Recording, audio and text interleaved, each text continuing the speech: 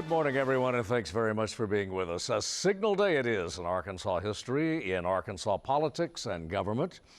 Not just a new governor, that would be newsy enough, but the first female governor. The first governor to succeed a parent, in this case, a father. She is Sarah Huckabee Sanders, and she is only minutes away from taking the oath of office before a joint session of the General Assembly convened in the chamber of the Arkansas House of Representatives. Her predecessor, of course, is Governor Asa Hutchinson, whose 8 years in office were the maximum permitted by our state constitution's term limits clause. I'm Steve Barnes. We'll stay with our live coverage through the conclusion of the ceremonies that will begin in just a few moments, and then we'll return at about the noon hour when the inaugural proceedings move outdoors to the steps of the state capitol and a second address by the new governor.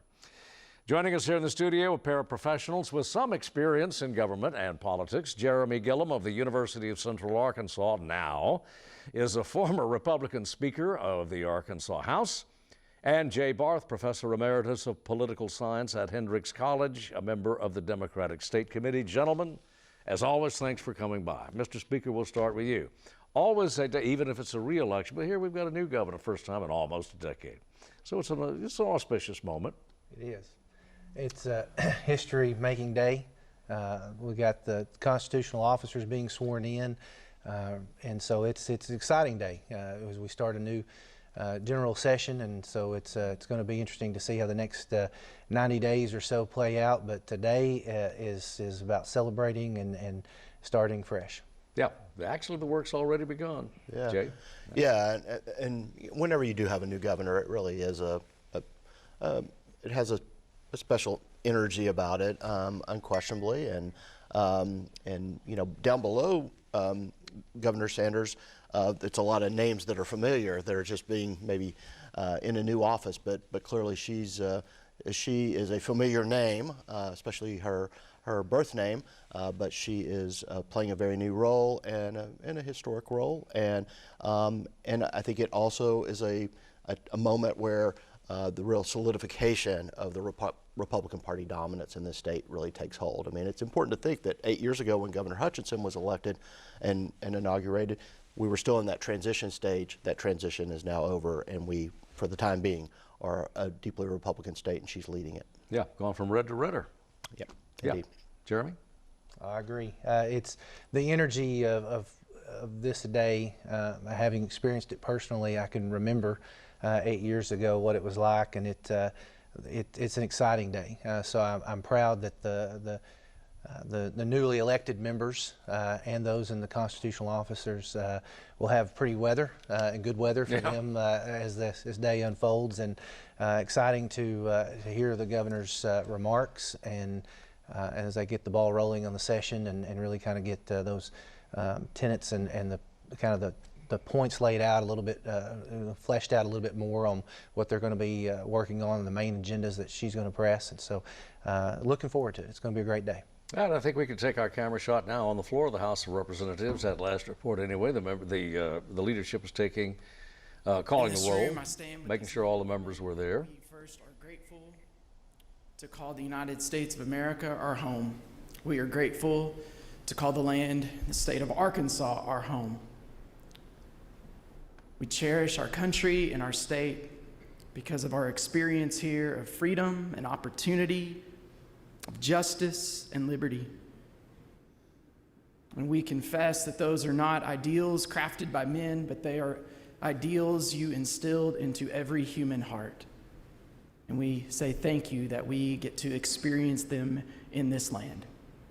When we fall short of those ideals, God, chasten our souls, grow our hearts that we would more live up to these values. And as the members of the House and Senate stand in one room, we confess that the power or authority that we exercise has been entrusted to these men and women by you and you alone. And we confess that yours is a power that uplifts the weak, holds accountable the wicked, that yours is a power that heals and unites and strengthens, uplifts and protects. So I pray that the men and women in this chamber would faithfully exercise the power you have entrusted to them. Remind these in this room of the great tasks that lie before them. Strengthen them for the sake of the good and the growth of this great state of Arkansas. We pray this in Christ's name. Amen. Amen.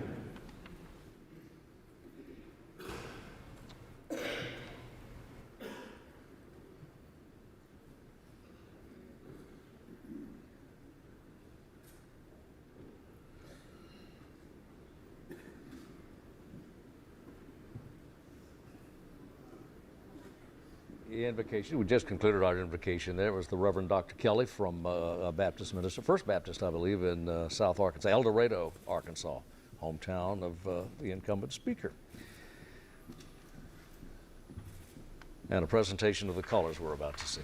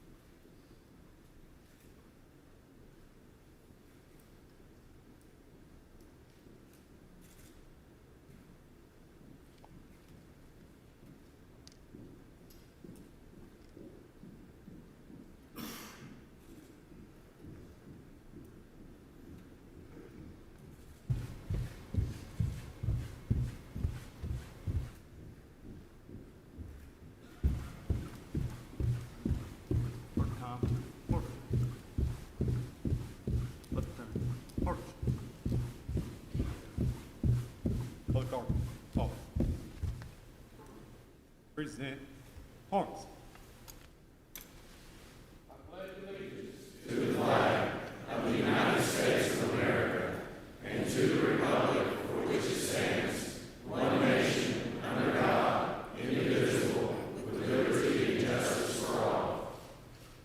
Order.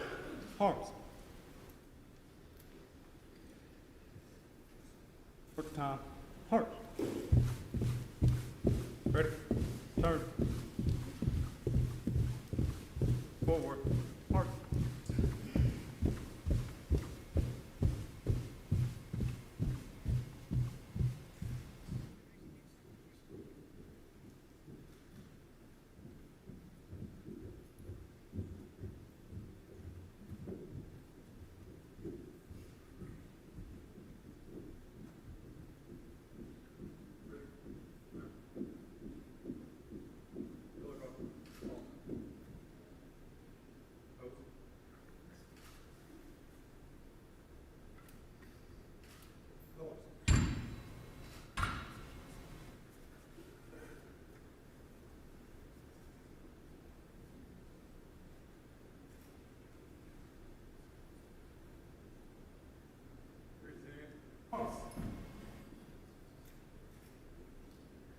Order.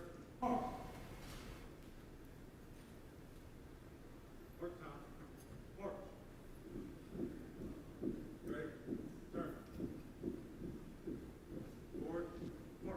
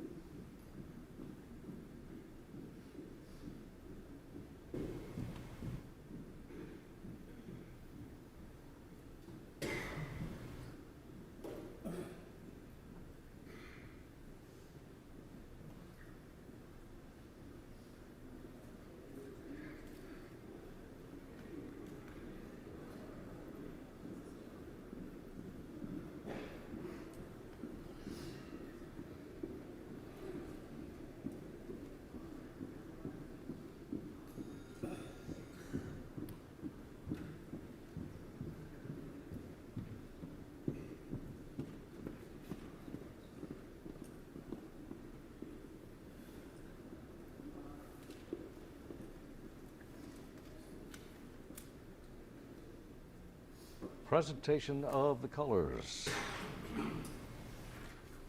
Arkansas National Guard, the governor's escort. You may be seated. And I believe we have Speaker Shepherd now at the dais. Pledge of Allegiance, by the way, led by a veteran, one of your former colleagues, Jeremy, Lane Jean, gentleman from Magnolia. Been in the House for about a decade, I think, maybe a little bit longer now. But an influential player. We are pleased to have with us today a number of dignitaries, including the Chief Justice of the Arkansas Supreme Court, Chief Justice John Dan Kemp,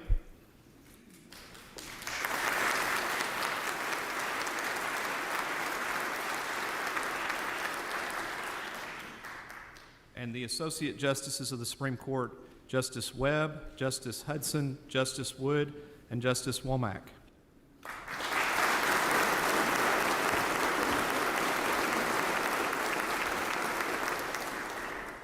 We also have with us United States Senator John Bozeman.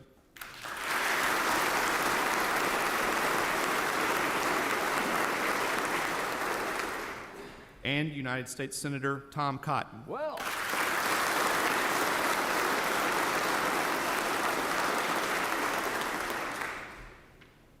We are pleased to have Governor Sanders' family with us.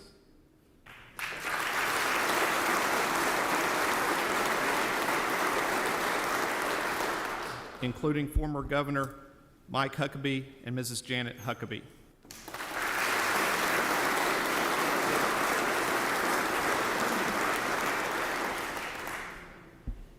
Pleased to have Governor Hutchinson and Mrs. Susan Hutchinson.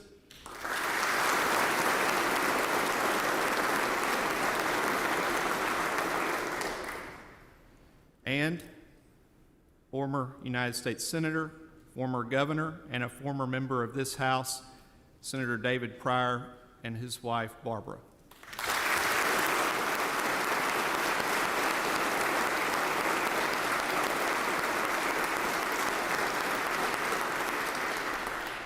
And as always, we welcome our Arkansas state senators.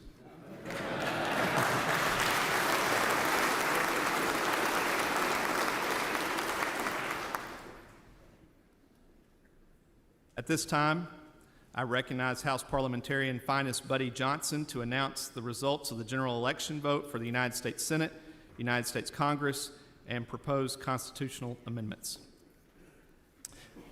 Thank you, Mr. Speaker. United States Congress. All the dignitaries gathered there. Both United States senators came in for this occasion, and former Governor Pryor and Mrs. Pryor in. It's a number of notables in there. It's an auspicious occasion, good gathering, and as the Speaker noted, always welcomed 35 members of the Senate to the House floor. We, when you have a tease joint, there. yes, when you have a joint session of this magnitude, it's always great when you are able to see former governors and former senators, former members of the body, and then your current Senate delegation make the time and put in the effort to be here. It just shows the significance of what this day means to everyone. And the presence of former Governor Huckabee. Yes. And Mrs. Huckabee, of course, Jay Barth. And no matter what your politics it has, you can empathize with the family. It's got to be a proud moment for them. Yeah, indeed. And you know, I think it's also important to remember that Sarah Huckabee was, you know, very front and center in her dad's campaigns. I mean, even when she was a kid, making ads for her dad. And so she's been around this for a long time, and she really came of age, both personally and politically, right, you know, in this atmosphere. And so she's in some ways back home today as she takes the oath. Yep, and later today, she'll be moving into a residence that was her home for, except for her college years anyway, that was her home for more than a decade, slightly more than a decade. So it's familiar turf, maybe a coat of paint or two, change. Indeed. But we were talking a bit earlier about, and we ought to give a kind of a shout out here to Finest Johnson, your former associate, Buddy Johnson, as he's universally known, kind of the backbone, if you will, of the House staff. He is, and he is as much a part of that institution as the walls and the desks and everything else. I mean, his institutional knowledge is amazing. Of course, he got to serve with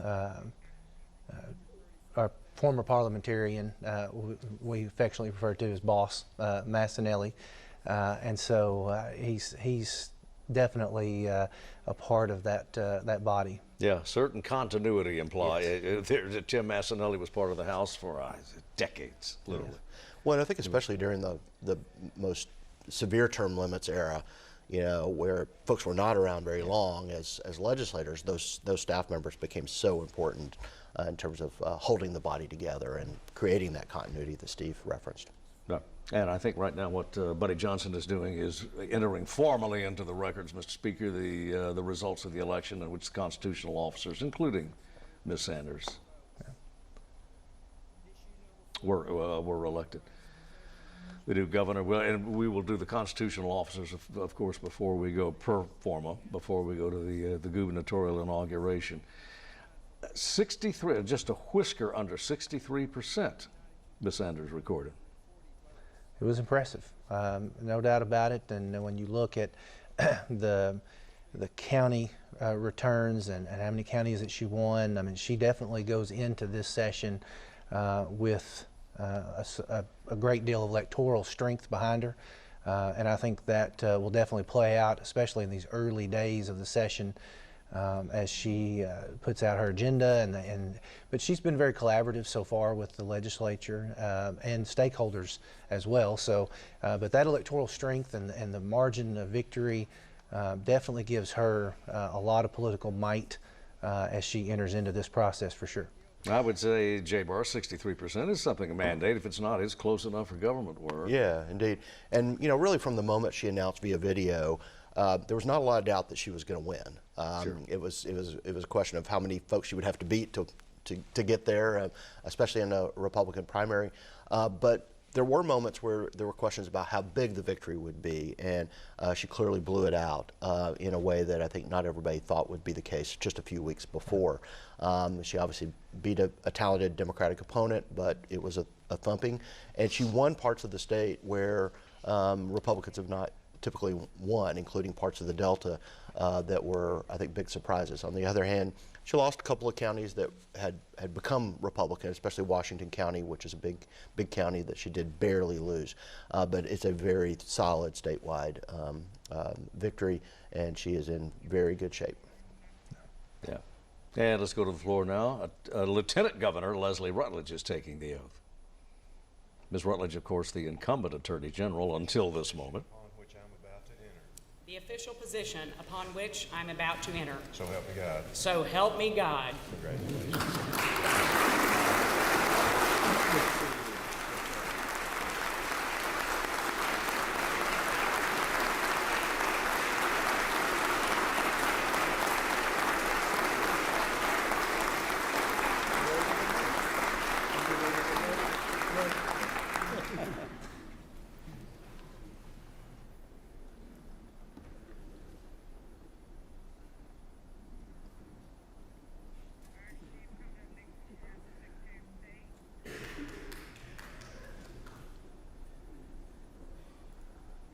New office for Ms. Rutledge. We might want to make note, gentlemen, of the fact that For she the was one office of of two Secretary candidates. of State. It's not the office that she'd hoped to be sworn into today. She had originally announced as a candidate for governor, as had then Lieutenant Governor Tim Griffin. But the entrance of Ms. Sanders pushed them both out. It did, but now Lieutenant Governor Rutledge, though, is making history today as well. Absolutely. And so she's going to be, I think, an integral part of the governing process over these next, few years. And so she gets to keep in play and having her voice in the process. And so it's still a great victory for her, and she's going to, I think, do this office proud, and just like she has in her previous role. So she'll still be a player definitely for the next few years. Yeah, well, she's young enough, and so is Mr. Griffin anyway. Yes. I think Secretary Secretary of State John Thurston, who did win re-election, who is holding his office, is taking the oath now. Or just took it.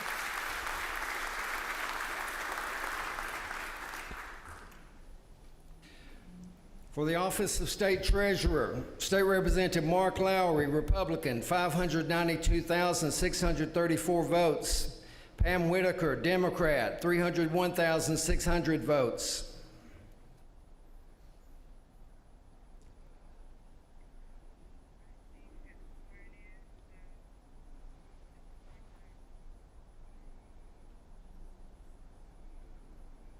Mark Lowry, about to move from the State House of Representatives. He's represented a Maumelle district for a number of years.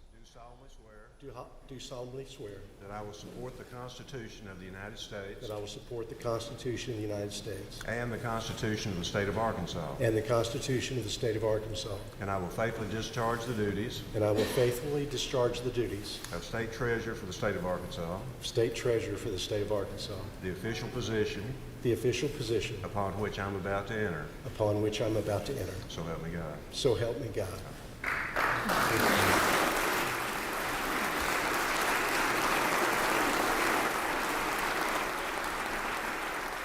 And the man who was state treasurer moves to another constitutional office. Kind of a shuffle, not an unheard of thing in Arkansas politics and Arkansas governance anyway. Especially in the executive term branch. limits era where, Yeah. where these offices all just kind of rotate among Yeah, folks. the term limits era put an end to sort of, some of us can remember Kelly Bryant, who was Secretary of State for approximately 200 years, and Nancy Hall, the late Nancy Hall, was a state treasurer, followed for a decade and a half anyway, I think, a couple of decades anyway. And that the incumbent, or he was the incumbent until seconds ago, Dennis Milligan, about to take the office for, oath of office anyway, as state auditor.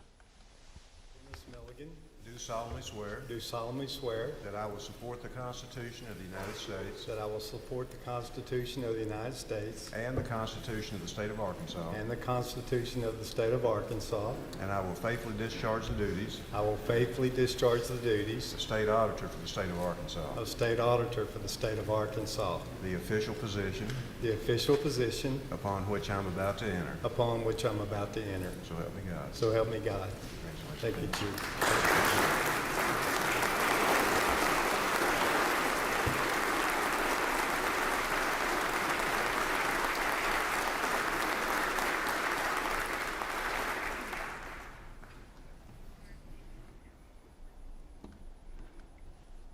Dennis Milligan The office of Attorney General. of Saline County in his new position. 5,785 votes. Jesse Gibson, Democrat, 290,183 votes.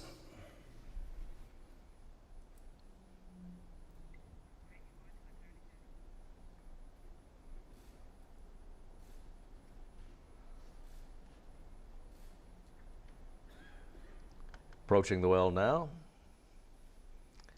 Tim Griffin, for 8 years the Lieutenant Governor of Arkansas. Former U.S. Representative, longtime Republican operative. Say aye in your name.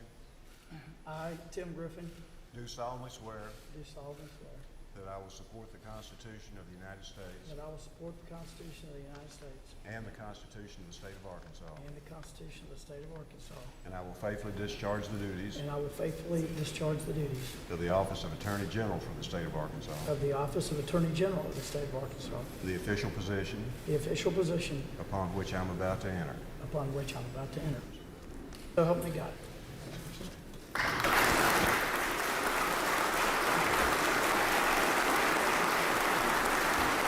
Arkansas has a new Attorney General, Tim Griffin. And one of the larger staffs of the independent agencies, or executive branch agencies. Yeah, and he's done a big overhaul of that staff. Yeah. Lots of new leaders in that office. Of Commissioner of State Lands, Tommy Land, Commissioner of State Lands, Republican, 611,723 votes. Darlene Goldie Gaines, Democrat, 277,750 votes.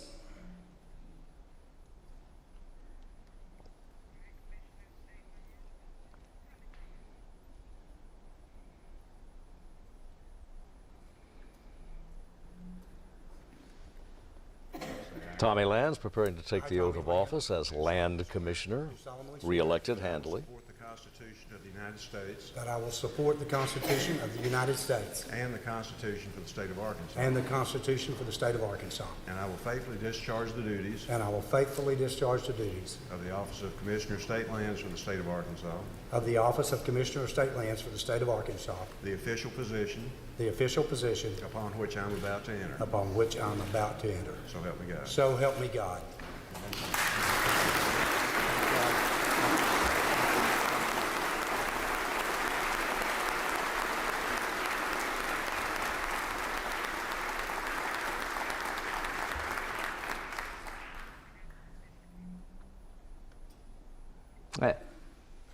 One of the lower profile agencies in the executive branch, and Tommy Land's kept it that way deliberately, which is what a lot of people would like to see.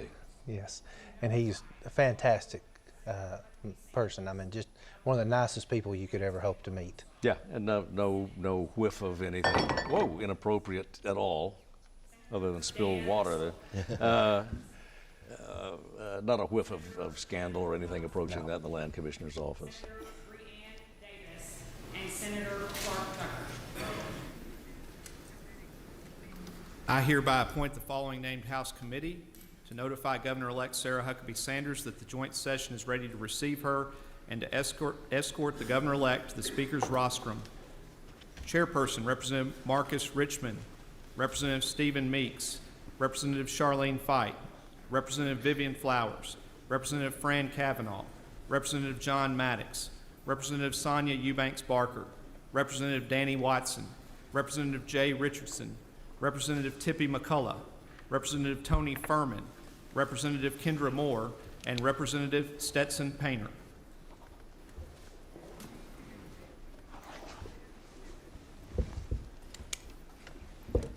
The chair has just appointed a committee to escort the governor-elect. This is another part of the ritual of inauguration. A committee will escort the governor-elect to, or in the case of a governor who's won re-election, will escort the winner to the well of the House for the oath of office and some remarks. Jeremy Gillum. It's one of the, as I can remember as a freshman member, and watching this process and getting to be a part of that group that goes to escort the governor in. It's a special time to be able to be a part of this process, and so it was.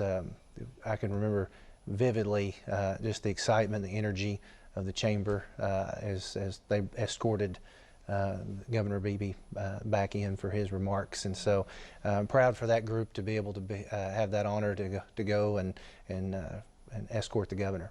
Yeah, sure, and they'll remember it, of course, always. And this is a new governor. I mean, this is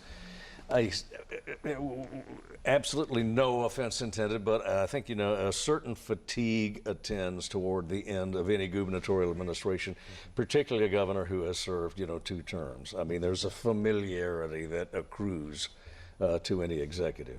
Well, and Governor Hutchinson is, of course, he's been governor for 8 years, but he's been around for a lot longer, obviously. Right. Often, having challenges and losing races, but he's been a name who's been around. This is a fresh name. Obviously, somebody who's, as I said earlier, somebody who's been visible since he was a child, but is certainly a new office holder. One thing that I'm struck by in kind of walking through that list of names is we now have a state Republican Party that doesn't have its roots in Northwest Arkansas. None of these candidates who just got sworn in have ties back to Northwest Arkansas, and the 2 folks leaving are from that part of the state, Andrea Lee and Governor Hutchinson.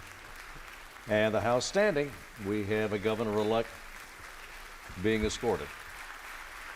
And there she is.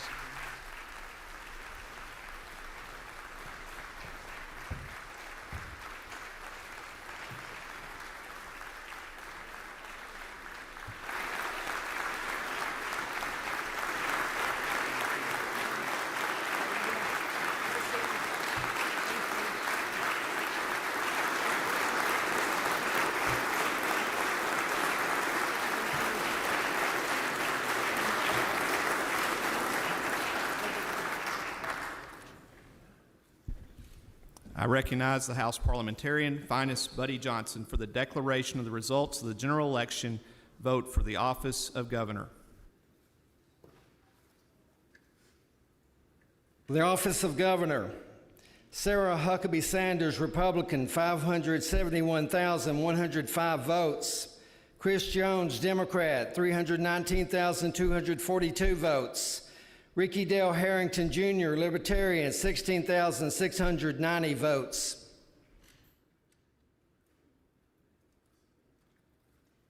You may be seated.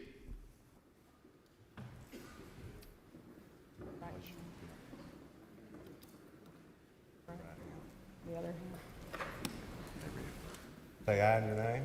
I, Sarah Huckabee Sanders, Do solemnly swear do solemnly swear that I will support the Constitution of the United States that I will support the Constitution of the United States and the Constitution for the State of Arkansas, and the Constitution for the State of Arkansas, and I will faithfully discharge the duties and I will faithfully discharge the duties of the office of Governor for the State of Arkansas, of the office of Governor for the State of Arkansas, the official position the official position upon which I'm about to enter. upon which I'm about to enter. So help me God. So help me God. Congratulations. Thank you, sir.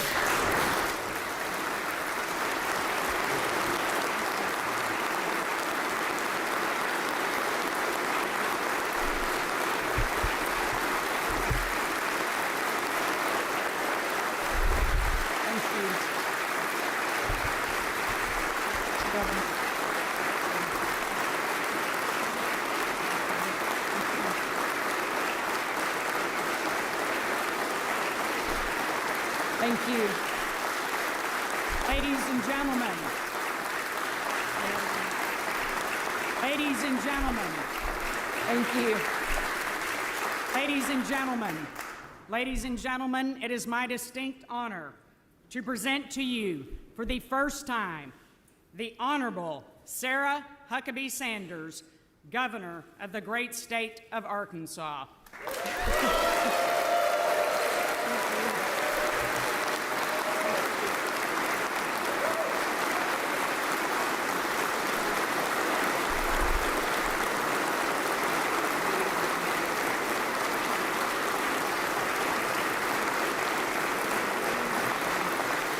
Thank you.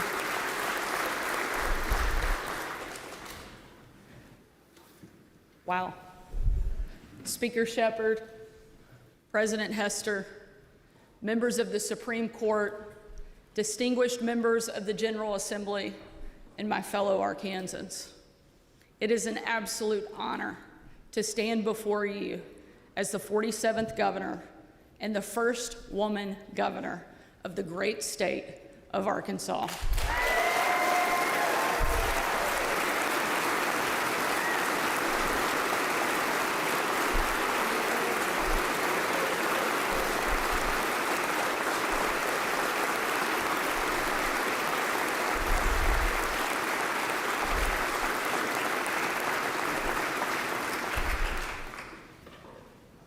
I was 13 years old when I attended my first joint address back in 1996.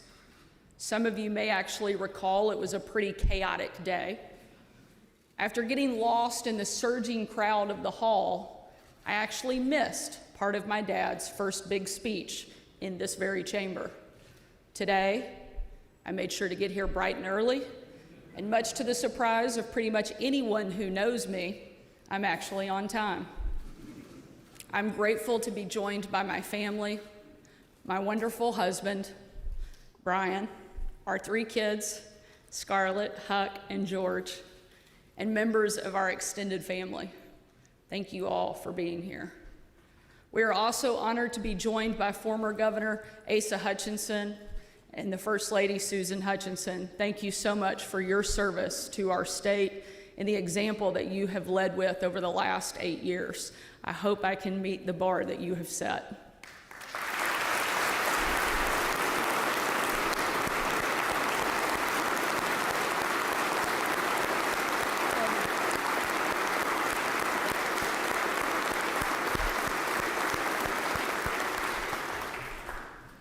I also want to recognize former Senator and Governor David Pryor and his wife Barbara.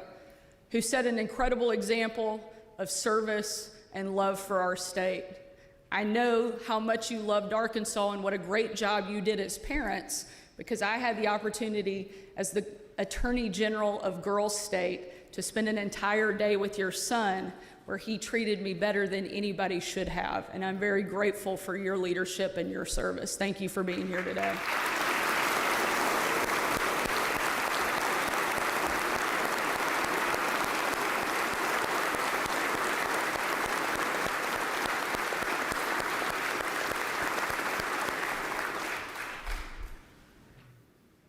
As we gather in these storied chambers at the dawn of a new day, a turning point in the history of Arkansas will usher in a new era of good jobs, great schools, safer streets, and stronger families. The people of Arkansas, in their vast wisdom, have entrusted a new generation to lead. This is our moment. This is our opportunity. And you and I are the leaders who our people have chosen to get the job done. Our reasons for such high confidence and boundless optimism are many. History teaches us that to every generation comes not only great challenges, but great opportunities, and often in quick succession. After the upheaval of World War II, there were decades of unparalleled economic growth. And after the turmoil of Vietnam, stagflation, and the gas lines of the 1970s, there was peace and prosperity of the Reagan era. After the financial crisis of 2008 and years of lingering stagnation, there was an unprecedented economic boom. Like the rest of our country, Arkansas has weathered its fair share of storms. A worldwide pandemic, shuttered schools, crippling inflation, and rising crime. But here in Arkansas, that long night of hardship and heartache is breaking into a brighter tomorrow. If we seize this moment together, if we act on the principles that each of us hold dear, we can make Arkansas stronger than it ever has been before.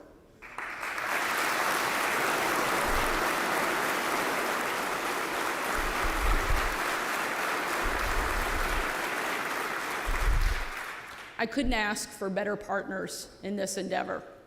President Hester, Speaker Shepherd, your partnership is the reason that I know we will deliver for the people of Arkansas. I want this legislature to know that as governor, I will always have an open door and an open mind. And like most of you, take note I did say most, I don't care about getting the credit. I only care about getting results.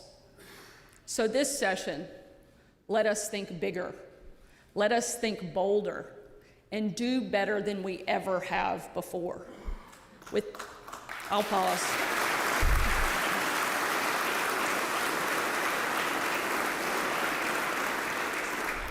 Be careful, in my last job, they never clapped for me at the podium, so when it starts now, I'm gonna give you a minute. With family budgets still battered by inflation, let's deliver another historic tax cut and give the people of Arkansas the pay raise that they deserve.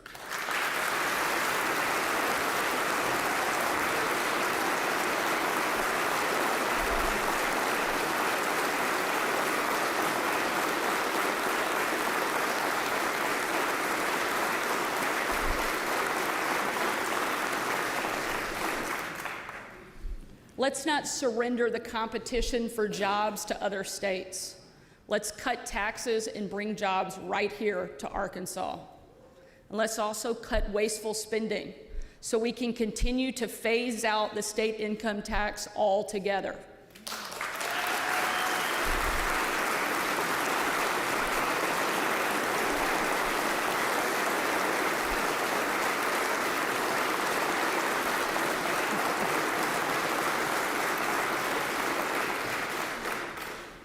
The challenges that we face in education did not appear yesterday, and they certainly will not be solved tomorrow, but we will get started fixing it today. I ask you to send me legislation that expands pre-K, improves literacy, and gives students real-world skills they need to succeed in the workplace.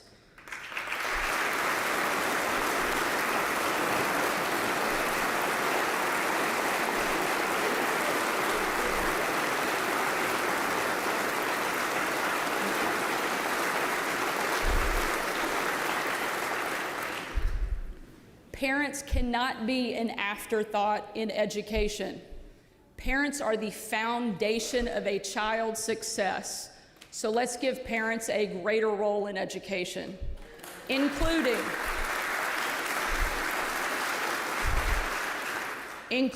the right to choose the school that's best for their child, whether it is public, private, or parochial.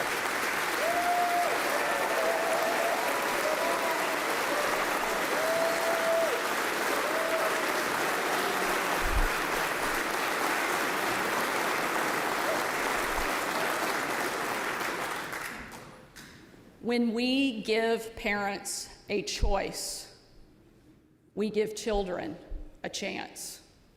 In these endeavors, I will be guided by clear principles that I know each of you share. Among these principles is the belief that the first responsibility of government is to secure the lives, the liberty, and property of its citizens.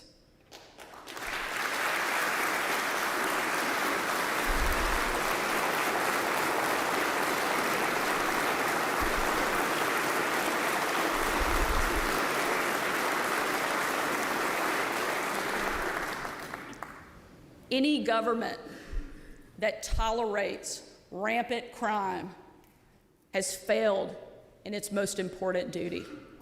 As of today, Arkansas will tolerate crime no longer. Together, we will build the prison space we need to keep our citizens safe, and we will put more of our courageous cops on the street. We will shut down the crime wave that has plagued our cities.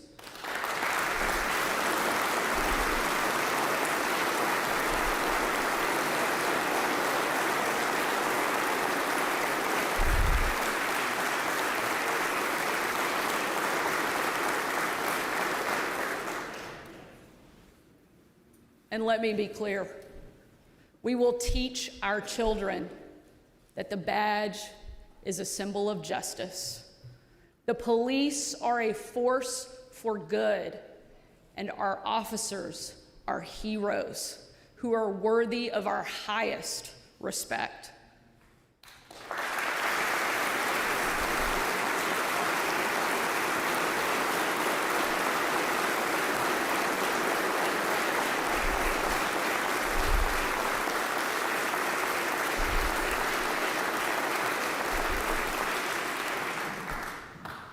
There is so much more we can achieve as partners working together. If you send me legislation promoting adoption or improving foster care, I will sign it.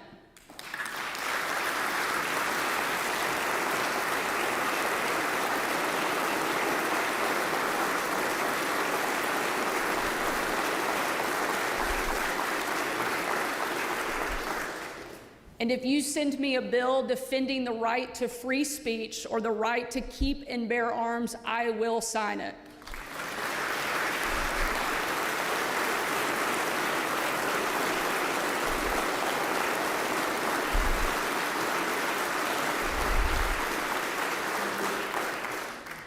And if you send me a bill that rewards our teachers with higher pay, I will sign it.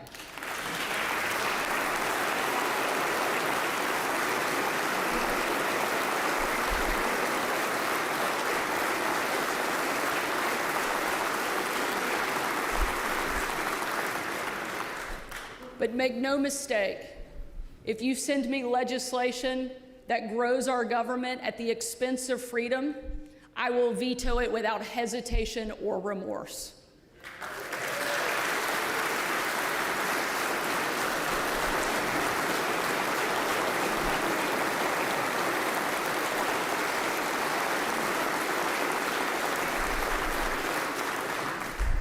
As a mom of 3 kids, I have no problem saying no. Today, let us reaffirm our commitment to a timeless American idea that government exists not to rule the people, but to serve the people.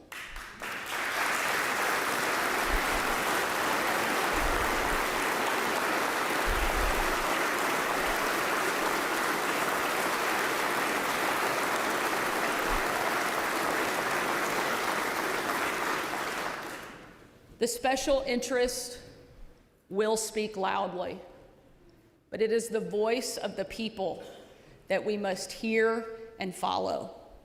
They are the men and women who till the soil, drive the long hauls, and run the restaurants. The people who work hard, give back to their communities, and help their neighbors in times of need. The people who teach their children to love God and to be proud of their country. They take responsibility for their actions, and they deserve a government that does the same. A government that does a few things and does them exceptionally well. That is the government that they voted for, and that is what we will deliver.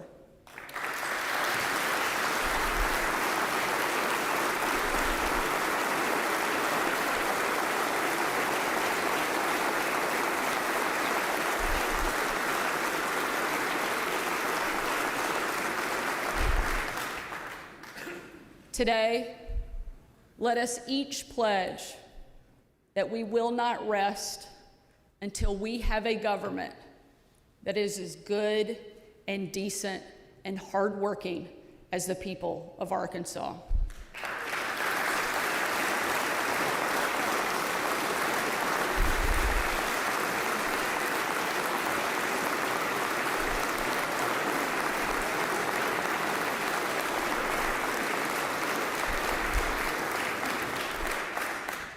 I ask you to stand with me as we work for the state we love and for the people that we serve. Thank you so much for the honor of being your governor. God bless you, and God bless the great state of Arkansas. Thank you so much.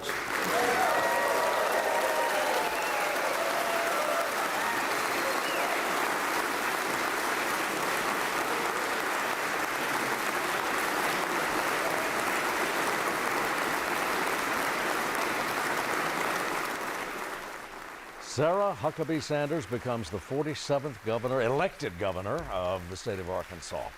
And a speech that I thought was a bit shorter than perhaps we had come to expect out of initial inaugural addresses anyway. Gentlemen, to me, the school choice movement has been gaining momentum for years, and she took it, I thought, Governor Sanders took it to a new level with her mention.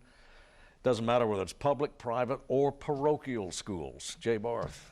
Yeah, that was the only area that the speech got any real detail at all on the policy front. It was right. it was kept at about 10,000 feet in terms of, she was clear in terms of the policy area she wants to spend her energy, but not so much in the details of that work, except for some clarity about school choice and what she calls parental empowerment when it comes to the use of resources for education. Yeah. Jeremy Gillum, I would anticipate that would be a hotly contested aspect of the legislation when it is finally presented. I think so, and in recent days and in some of the media availability that she's had, she's kind of started to flesh out what she meant by that, and mentioning education savings accounts and some other things along those lines. And so, but definitely as this actually gets on paper and there's an actual bill to debate, I think that you're going to see a lot of folks come to the Capitol. Stakeholders from all sides of the debate will be there.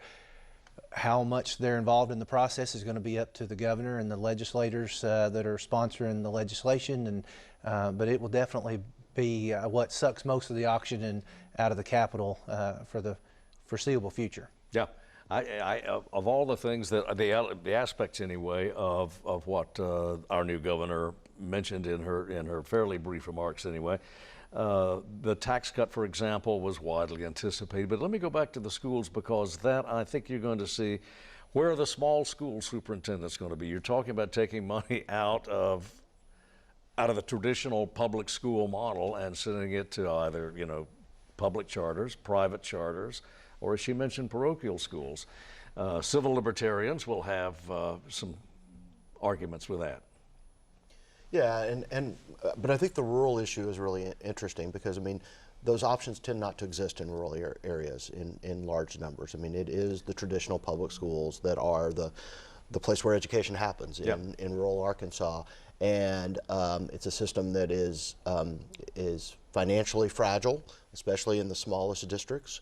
And I think there's going to be a lot of concern about the loss of money from the broader system that those rural districts so rely upon.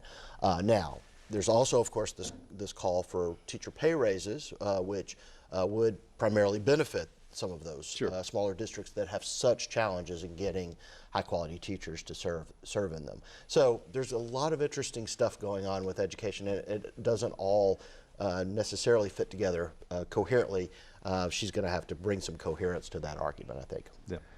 I think so, and I think the other thing to remember that's important in this process is that this is not one issue that's being dealt with in a vacuum. I mean, you've got budget chairs in the Senate like Jonathan Dismay. You've got Lane Jean in the House. Both have been around now for a number of sessions, and they see things like the prison factor and corrections and increasing the bed space, things like that, the teacher pay. All of those things are increased dollars coming into play. So a lot of these things are going to have to fit in the whole. So it's not just an issue that can be dealt with separately and then we come back at the end of the session and hope that it all makes sense with revenue stabilization. But so how these things kind of come to play is going to be how these other factors are being dealt with as well. So it's not like they can just deal with just education, then they go to the next thing.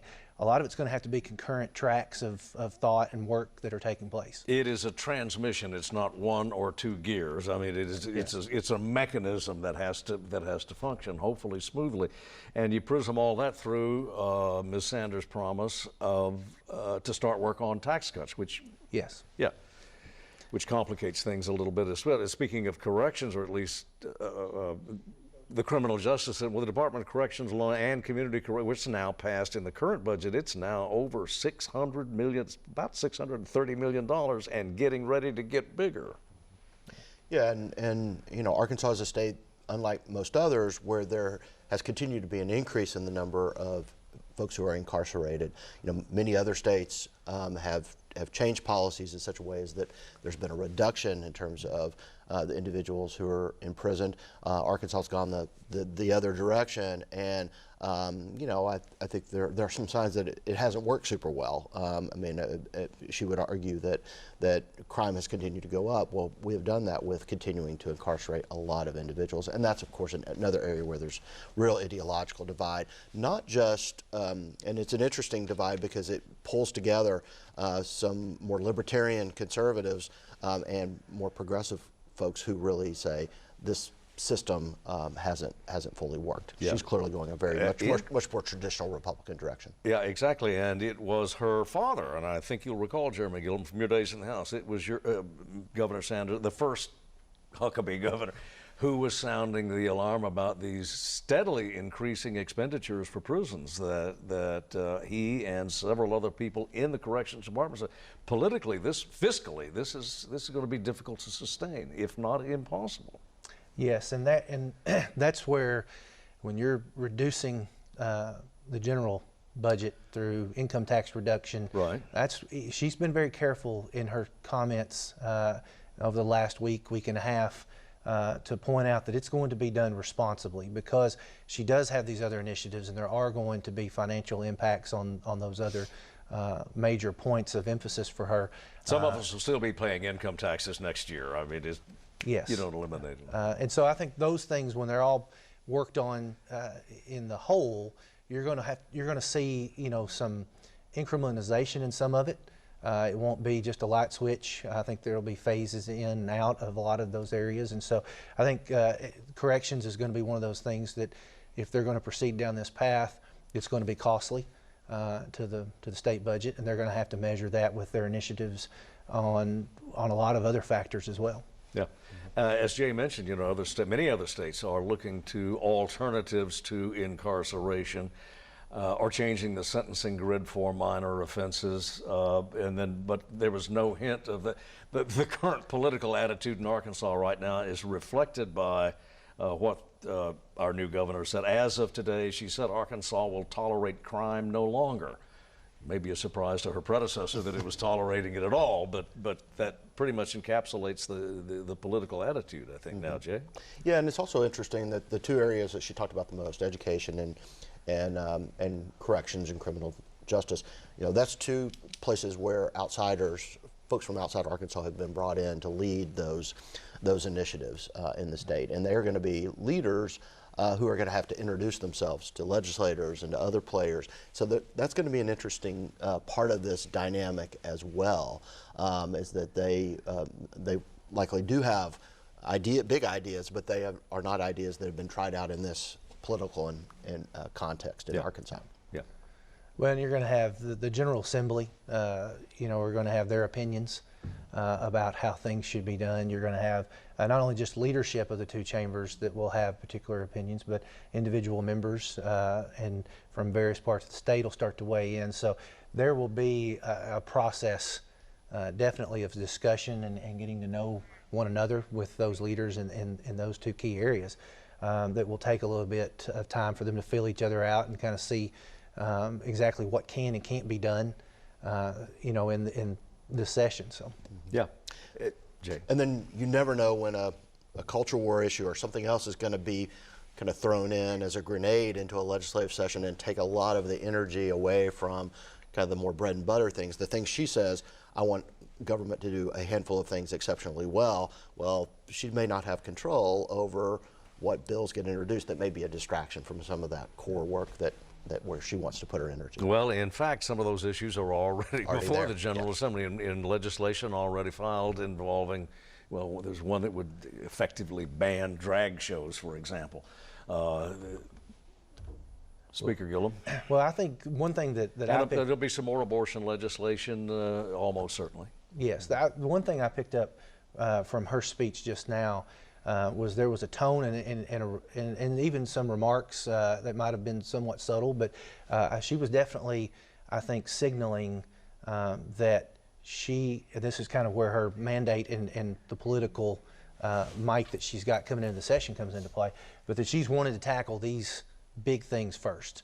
Every governor does. And she's wanting to do that. And I think she's got enough strength going into the session that she'll be able to kind of dictate that early on, and she's got willing partners in the House and Senate leadership on those fronts as well. So I think you'll see her really trying to make sure that they stay focused on those issues first, and then kind of we can work on those other issues to the side as long as they don't detract from this. And so I think she's really going to be trying to focus and make sure that to her those important significant things get dealt with first, and that she's not having to deal with any of those other issues until those things get taken place. And you know, as you mentioned, Jeremy Gillum, this period here of getting to know one another, because she has replaced or proposes to replace many of the key department heads in state government. Plus, you've got a great many new members in both the House and Senate, some with experience in both chambers. But there's a lot of unfamiliarity among the players. Jay? Yeah, I think that's the case. I mean, you know, it's kind of the cabinet is kind of a handful of folks who are staying in positions, the positions they've held, or maybe shifting to a new position. Then you've got this handful of Arkansans who are coming in, who are more, in many cases, more kind of traditional conservative Republicans. Some of them maybe whom are a little bit more moderate, maybe more, you know, interesting folks, but from Arkansas. And then you have a handful of folks from outside the state, you know, including education, including corrections, including DHS. Yeah. I mean, some big agencies that's where the money is. Yeah, exactly. All right. So it's going to be an interesting time. We are going to take a break for about 1/2 hour. We will be back at approximately noon when the inaugural ceremonies move outside to the Capitol steps. So with that in mind, we'll see you in about 1/2 hour.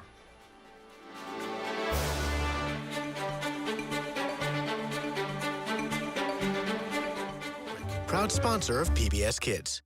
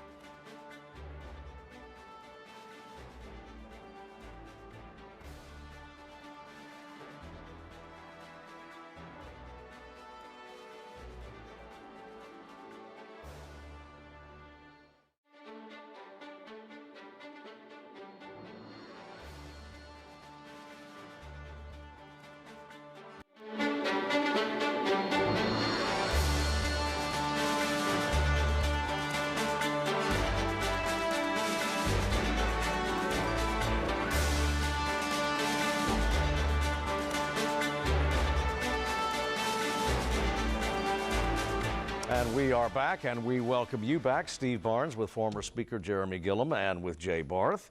We are anticipating that any moment the inaugural ceremonies. Arkansas has a new governor, by the way, if you just tuned in. The 47th elected governor, the first woman, Sarah Huckabee Sanders, took the oath of office about an hour ago before a joint session of the General Assembly. And within seconds, we'll be shifting to the steps of the state capitol, where Ms. Sanders will deliver a second address with the attendant pomp and ceremony that one would expect when a new chief executive is sworn in. Guys, in the interim, we were talking about it, and Jeremy Gillum, you made an interesting point. Ms. Sanders, being the daughter of a former governor and being a new governor in her own right, she obviously wants to be her own person, create her own political identity as governor. And that can be, you need to be careful doing that. Consider it's a task which requires some consideration. It does, and I think she's acquitting herself quite well in that area. She's building on the foundation that she's got from her dad and his time as governor and the lessons that she's learned from him, as well as those other, Governor Hutchinson and others, and she's building upon that. But she's also carving out her own distinct lane for the future. And so I thought she did a really good job of honoring those that had held this position before her and the jobs that they had done, but then also kind of setting and charting a new course for herself as well. And so I thought she did a great job at that during the speech. Yeah, Jay Barr. Yeah, I mean, she clearly hit the generational theme. That was kind of her overarching theme. And in doing so, there were some maybe elbows at her predecessor and some of his failings or failings that she sees in the state, whether it's on crime or education or other things. And of course, that's always a tricky dance, right? To not be too critical of those who helped get you where you are, because clearly, you know, Asa Hutchinson helped make this a Republican state that made it much easier for her to have the success that she's had. But there were some criticisms there. She is going to be working with a legislature that is probably shares some of those criticisms of Governor Hutchinson. He was not as beloved among many of those legislators as some might have expected, and she's now going to be working with those legislators as she lays out her own initiatives. Yeah, and as we mentioned in our earlier segment of our broadcast, I mean, there's certain fatigue or familiarity that accrues to a governor in the final couple of 3 years of his tenure, particularly if it's an 8-year tenure, as was Mr. Hutchinson. There is, and to some extent, I go back to a comment that Governor Sanders made, where she commented on she has the ability to say no, being a mom, and she's used to it and everything. You have that same dynamic as a governor. I mean, there's a lot of things that you can't come through for members, and so that's how some of that fatigue sets in, just because you're not able to meet their expectations every minute of every day. Right. And so after 2 terms, it kind of sets in there. So how long that takes for her and her tenure we'll have to wait and see, but it does happen.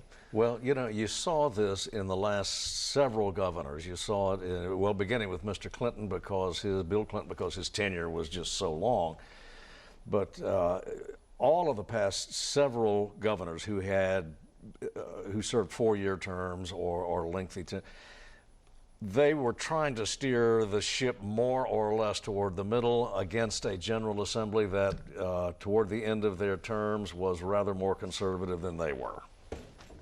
Difficult. Yeah, it's quite an act. Yeah, and it also comes back to the fact that the veto power in Arkansas is not much. Yeah. It's a very weak veto power. Now, some have used their powers of persuasion to get their vetoes upheld, but especially in this last session, I mean, Governor Hutchinson clearly got rolled a lot of times on some big vetoes, right. And her father got rolled a lot on vetoes, kind of famously, had a series of vetoes that the legislature just stepped on him. And so she talked about the veto power and how her willingness to use it, and I have no doubt she will have some persuasive power in these first months, but it's not all that in Arkansas. Well, still, as Jeremy Gillum pointed out earlier, she's likely to have a honeymoon to some extent.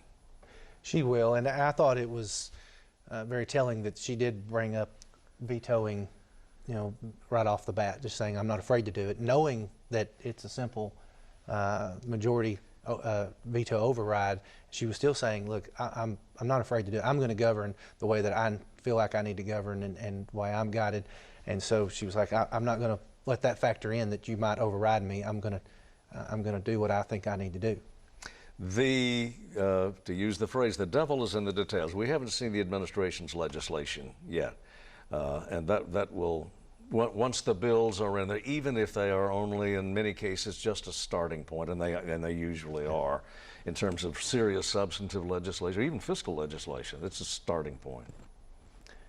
That's when we'll start to see how and where she really wants to take the state. Yeah, and I think one of the surprises of the speech was the absence of detail. I mean, there were I think critiques during her campaign that she was limited in detail. I think a lot of people expected this to be a longer and more detailed speech than it came to be. There were certain areas where she clearly has laid out her priorities. Yeah. There's no doubt her areas of emphasis, but the very little substantive detail in this speech today. It will come in the coming days and weeks, and clearly there are a lot of folks working on those details right now, but she's not ready to roll it out. And this was an opportunity for her to make the case for some of those issues if she had been ready to do so.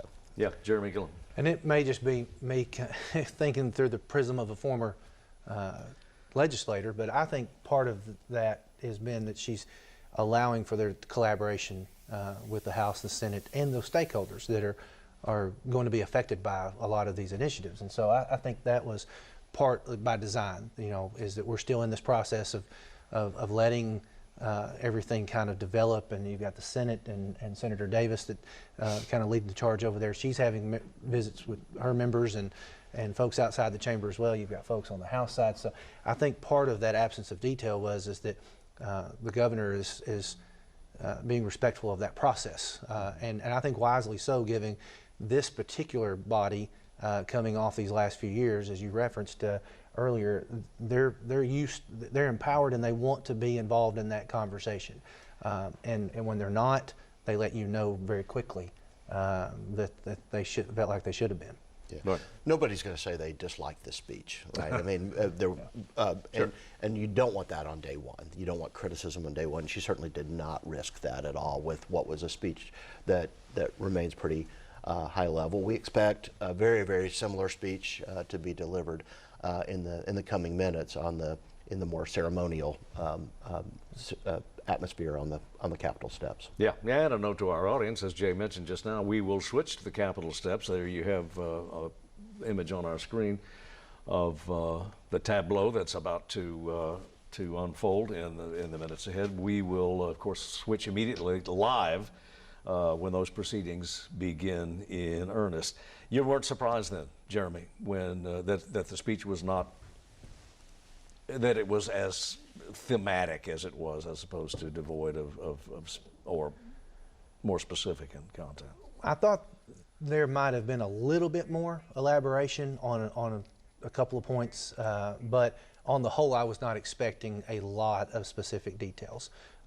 Just knowing what she has said in interviews over the last couple of weeks, she's repeatedly mentioned, her desire for collaboration, and so education, I thought maybe we might get a little bit more on that, but for the most part, it was kind of about the level that I thought that she was going to strike starting off.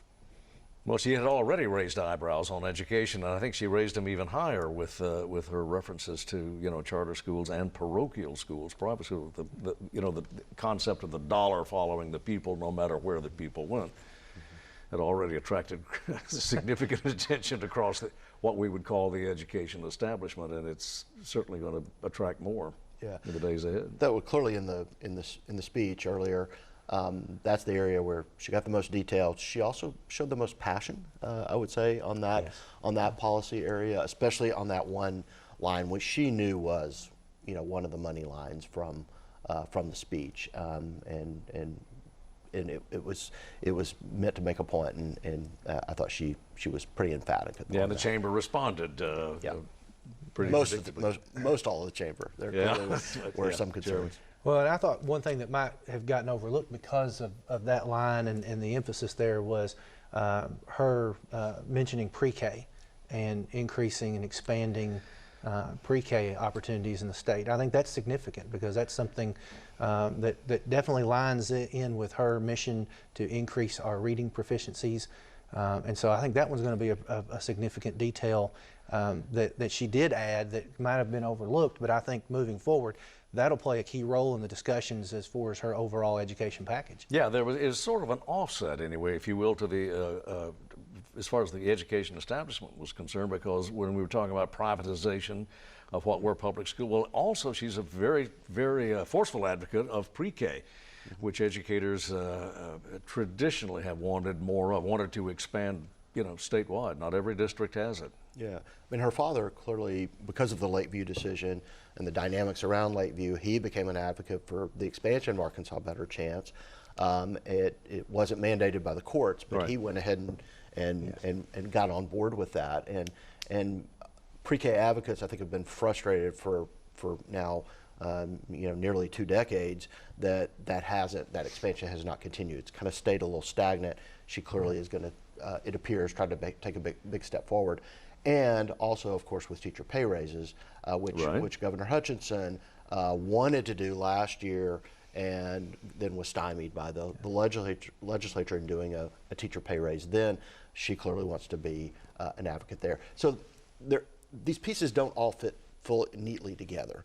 If you're expanding pre-K, you're raising teacher pay, but you're moving money from traditional public education with the parents, not all that coheres super well, and that's going to be a real trick. And we were talking during break that some of those more veteran legislators are going to be crucial to making the pieces fit together budgetarily.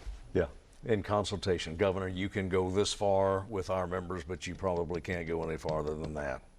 There'll be a lot of dialogue like that. Well, and just even looking at the overall budget and keeping track of it, I think that's where you've got Senator Dismaying and Representative Jean will be very instrumental, and I think and key players in making sure that the whole thing is able to be put back together and that we're not out of line, and that especially because if you start looking at it piecemeal, you can look at the end of the session and realize that you've spent a lot more money than you had planned or not enough, and you cut too much here and there. So I think having voices like that with institutional knowledge and memory are going to be key factors in making sure that everything balances out at the end of the day. And Jim. But I do think it's important to say she's got a lot of flexibility because of how flush the coffers of the state are. I mean, that's a unique opportunity, and so that tension is not going to be as great because of how much money there is to work with at the moment.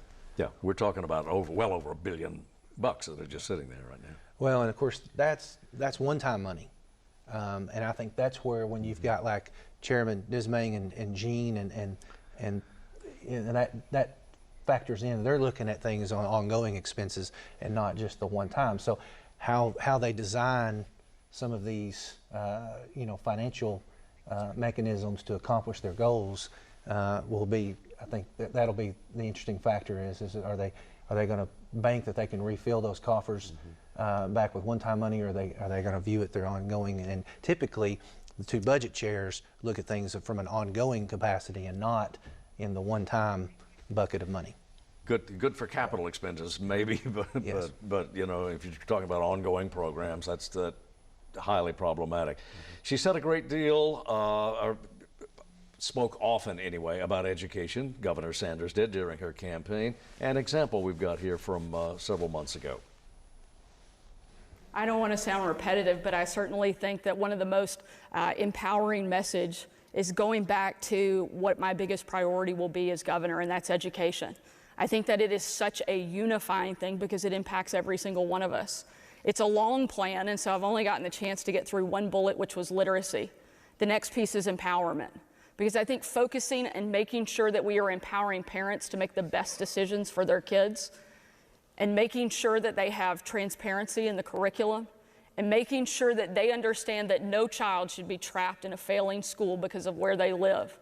is something that is the role that the state can take on. We also have to make sure that we have accountability in education, like rewarding our hardworking teachers with smart incentives like higher pay, and also helping provide better resources and training so they have the tools to do their job successfully. Essentially what she said earlier today in her inaugural remarks. We're talking about education. We should note that certainly from the time that she formally won election last November, there was some speculation that she might retain or might choose a new state education director. The education budget is, well, more than half of the state general revenue budget. And in fact, she did. Secretary Key, who had been serving in the Hutchinson administration its entire duration, she has chosen a new education director. Her prerogative. So. Yeah. And obviously it's a leader from Florida who comes in with a history of some of this work in expanding choice opportunities for parents, and so I think that's clear. I think one thing that is important to think about is with her line in the debate about that parents should have a right to move to a school that is not failing. I think the challenge in so much of rural Arkansas is that many of those very low performing districts, they operate within a sea of challenged districts, and the choices just simply are not there. There are choices. And there are not private school options that are high quality options, and there are not, in many cases, parochial options. So I think that's the piece that is going to get a lot of conversation, especially in the more rural parts of the state. Yeah. Well, and I think one of it's been an underlying tone of her comments on education has been that they all need to be, that everything needs to rise to the occasion. I think a high tide rises all boats philosophy is what's really kind of in her plans. So it's not that she wants, you be able to move from a failing school over. She wants all schools to be successful, and that's her ultimate goal. And then, so I think that's one thing that she's not necessarily specified and articulated on, but it's been an undercurrent in a lot of her presentations on education in the campaign and in the last few weeks. And so I think that's where things are going to get interesting with partnership with the legislature, is how do you do that? Because you're right. I mean, if you're in a county, you got school choice now where you could move schools now if you wanted to, but it's if you're going if you can. I mean, there's real world limitations to some of that with transportation and things like that. So how do you go from one area that may be a C school to another C school, or and then there's also just the existing infrastructures. I mean, not all schools can take a massive influx of students coming in, and there are some private school superintendents and administrators that are signaling to legislators, hey, we've got to be careful about this, because I can't take 1,000 students next year. So there's a lot of those kind of real world factors that are going to come into play. Or I can't lose 50. Yes. So. Yeah. Well, and there's also the question, Mr. Oliva, who is the new governor's choice as education secretary. What sort of relationship he will have with the administration? Obviously, he is her choice, but what kind of relationship will he have with the education chairs, with the broader General Assembly? Yeah, with the education community, the superintendents, both urban and rural, the Teachers Association, all of those relationships have to be built, and it's building those relationships in the midst of a battle. So it's going to be that can often be something that pulls people together, but can also be a distraction as well. So it's lots of questions, both substantively in terms of the policy, but also in terms of the personalities and politics around education. Yeah, and again, we are going to switch to the steps of the Capitol in just a few minutes when the proceedings there resume in earnest, and I suppose a marching band is a signal that they are, in fact. I think that's the beginning. UA Pine Bluff. I think that's the UA. Yeah, that's the UAPB drum corps. And a good one it is too. I've seen them. Yes. They are on point. Always have been.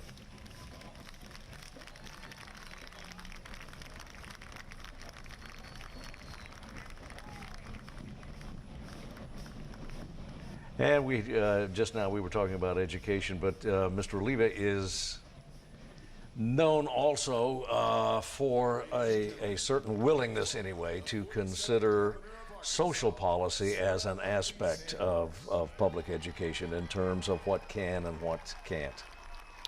Yeah, and obviously Florida, known for the Hate to interrupt, Jay, but Okay. I think we're moving to the podium now outside on the Capitol steps. Good deal.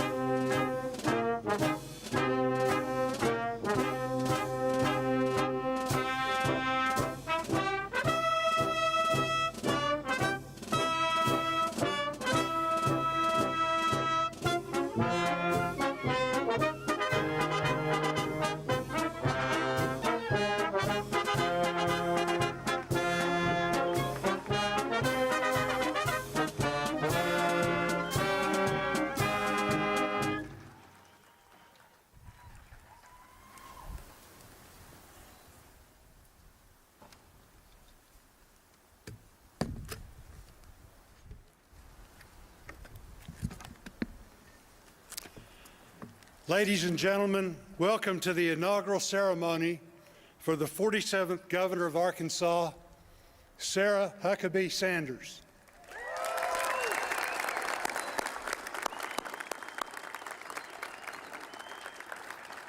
We thank you for joining us today. We'd like to offer a special thank you to our very own Arkansas National Guard's 106th Army Band, as well as the University of Arkansas Pine Bluff drummers, for starting off our day.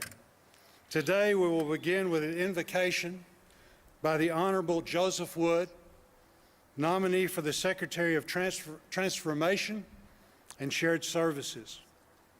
After the prayer, please remain standing for the Pledge of Allegiance led by Scarlett, Huck, and George Sanders, followed by the singing of our national anthem by Colin Ray.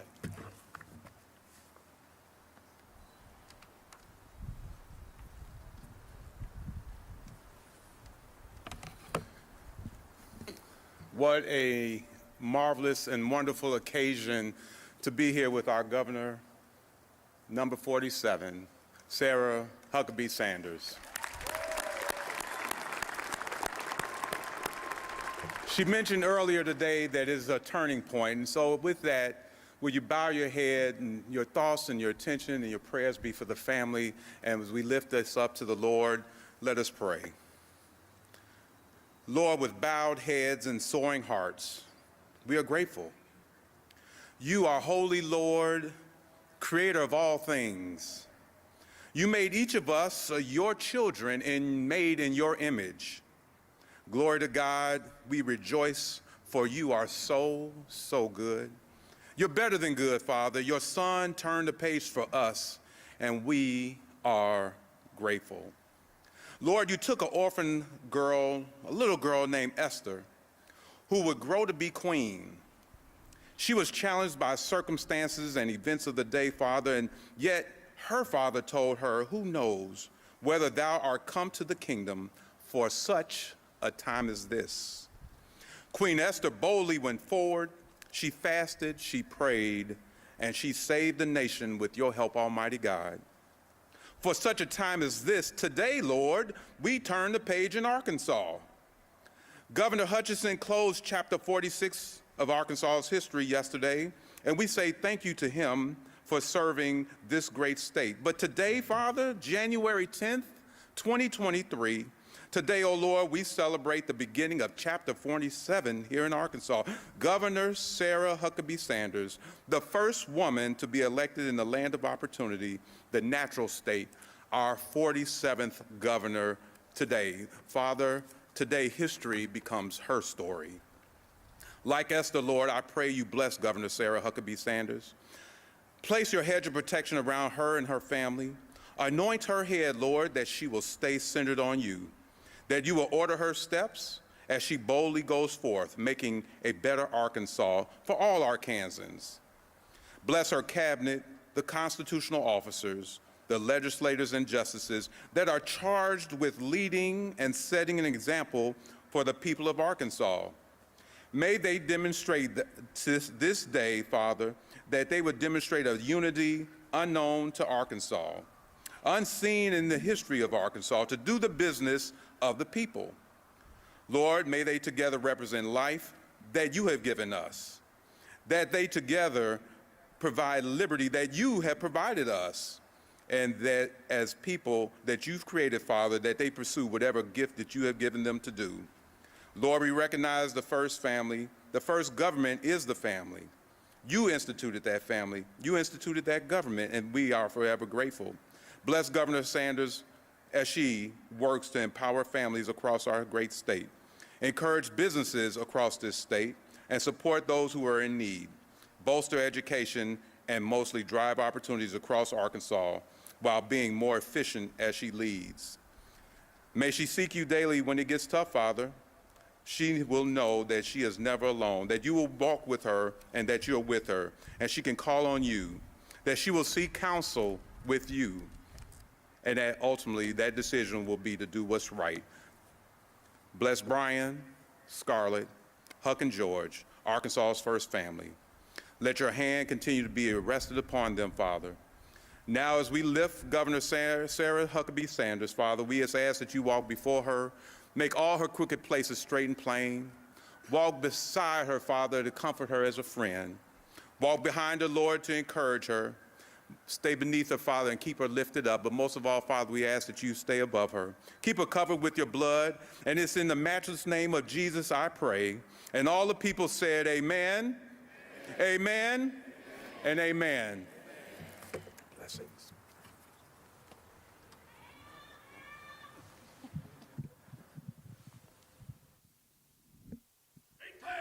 Attention! Present arms!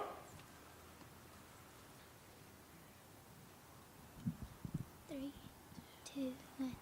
I pledge allegiance to the flag of the United States of America and to the republic for which it stands, one nation, under God, indivisible, with liberty and justice for all.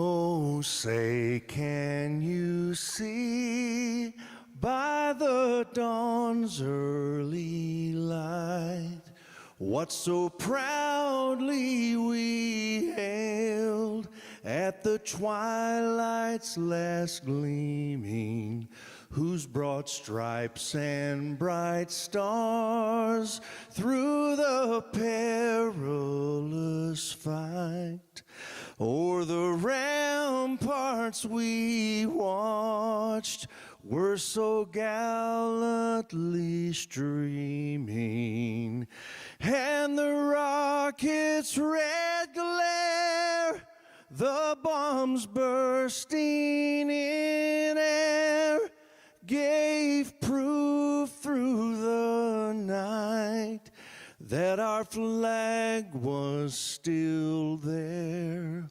Oh, say, does that star-spangled banner yet wave o'er the land of the free and the home of the brave? Yes.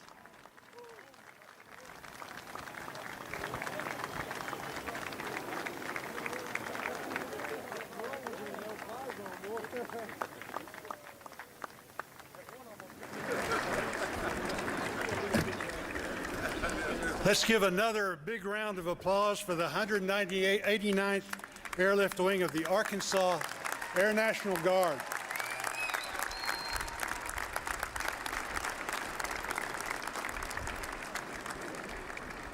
We now welcome the Ouachita Baptist University Choir, who will be performing a beautiful rendition of Go Tell It on the Mountain.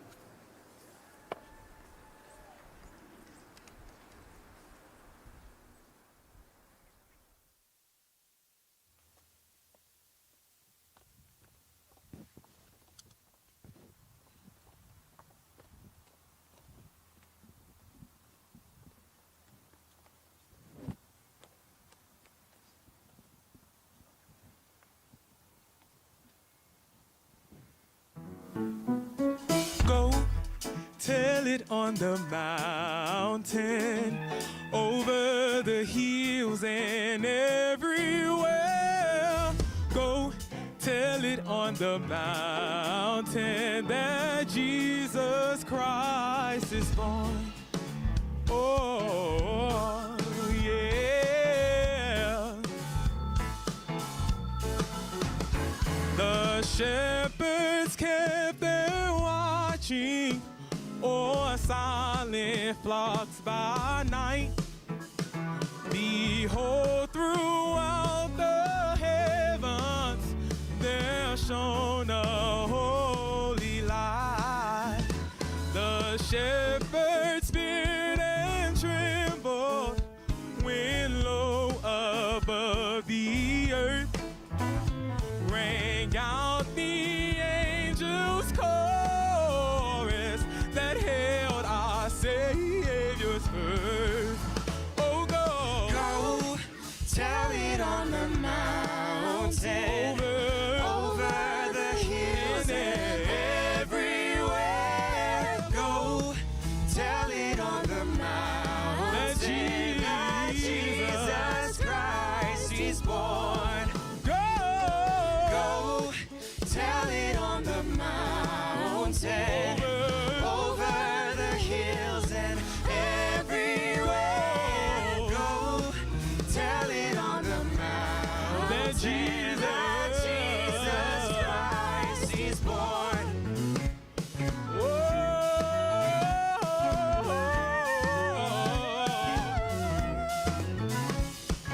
Who you gonna tell? Gonna tell somebody. Who you gonna tell? Gonna tell somebody. Oh, who you gonna tell? Gonna tell somebody. Oh, who you gonna tell? Gonna tell somebody. Oh, who you gonna tell? Gonna tell somebody. Oh, who you gonna tell? Gonna tell somebody. Gonna tell. Gonna tell somebody. Gonna tell. Gonna tell somebody. Gonna tell somebody. Gonna tell somebody. Our Savior is here. Gonna tell somebody. Yahweh is here. Gonna tell somebody. Jesus is here. Gonna tell somebody. Gonna tell somebody. Gonna tell somebody. Gonna tell. Gonna tell somebody. Gonna tell. Gonna tell somebody.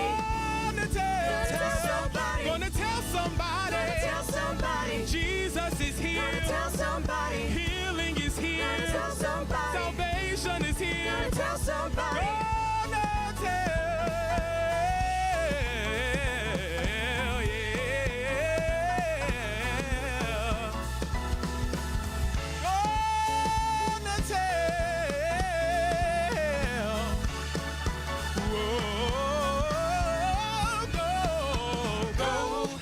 Tell it on the mountain, over the hills and everywhere. Go tell it on the mountain that Jesus Christ is born.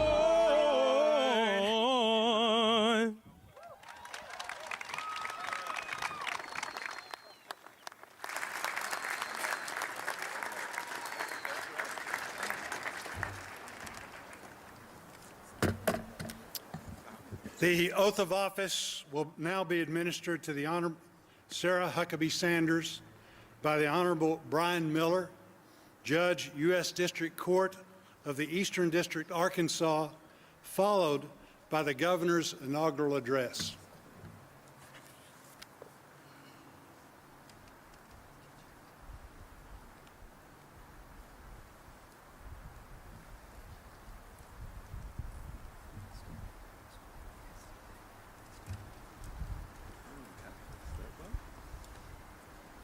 All right, Governor, if you would, place your hand on the Bible and raise your right hand. Please repeat after me. I, Sarah Huckabee Sanders, I, Sarah Huckabee Sanders, do solemnly swear do solemnly swear that I will support the Constitution of the United States that I will support the Constitution of the United States and the Constitution of the State of Arkansas, and the Constitution of the State of Arkansas, and that I will faithfully discharge the duties of and that I will faithfully discharge the duties of the office of Governor of the State of Arkansas, the office of Governor of the State of Arkansas, the official position upon which I am now about to enter. So help me God. So help me God. Congratulations, Thank you. Governor. Congratulations to everybody. Congratulations. Congratulations.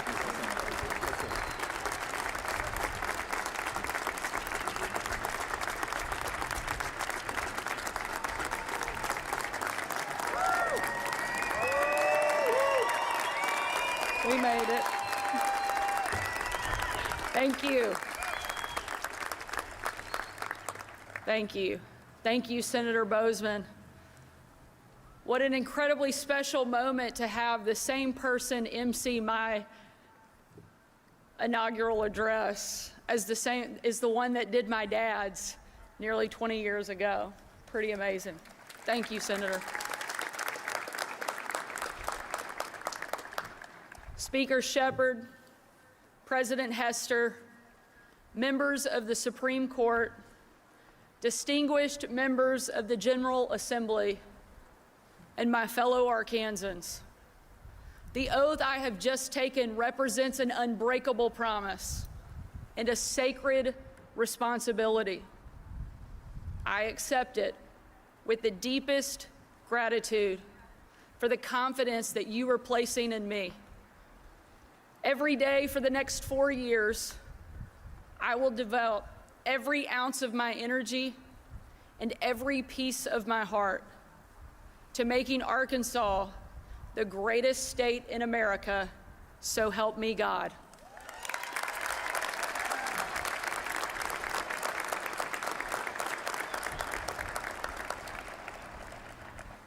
Today, for the 47th time in our history, Arkansas takes part in a public ritual rich in symbolism and meaning.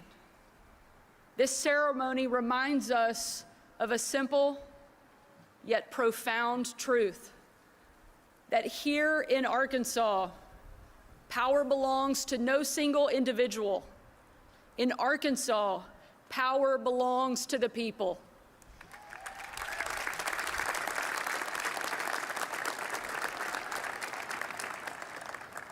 For many years, Arkansas has weathered our fair share of storms under the leadership of strong governors.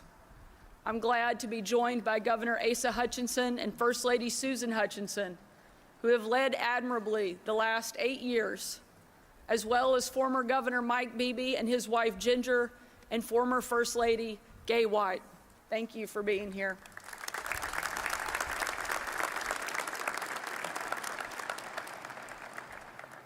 As I take the oath today, I draw strength from my family, knowing that on this journey, they will be by my side every step of the way. Thank you to my amazing husband, Brian, the rock of our family, my most trusted advisor, my best friend, and Arkansas's first gentleman. I love you.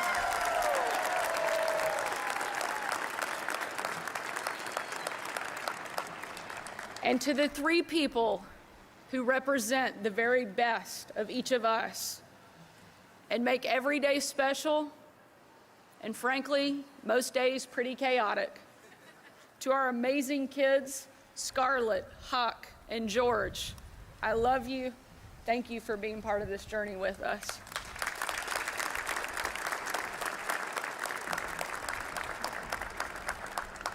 The three of you have certainly prepared me for long nights and great challenges in ways that you can never imagine.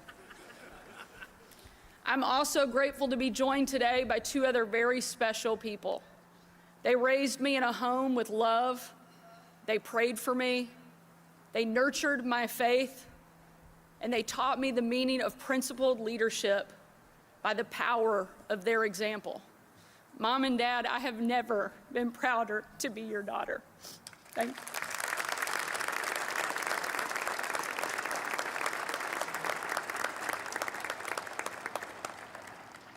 The passing of the torch is always a historic occasion. But it's not a torch to burn something down, but instead to light a path for a new generation of service and leadership. This day is especially notable because I happen to be the youngest governor serving anywhere in the country.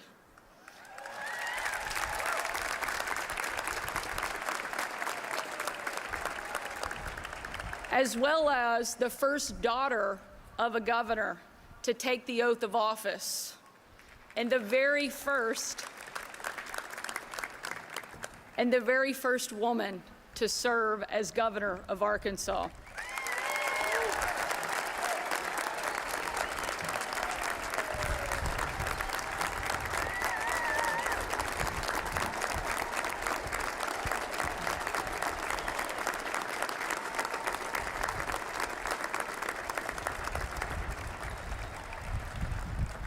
And while I don't want to dismiss the significance of any of that, I did not seek this office to be the first anything, but I ran to make Arkansas first in everything.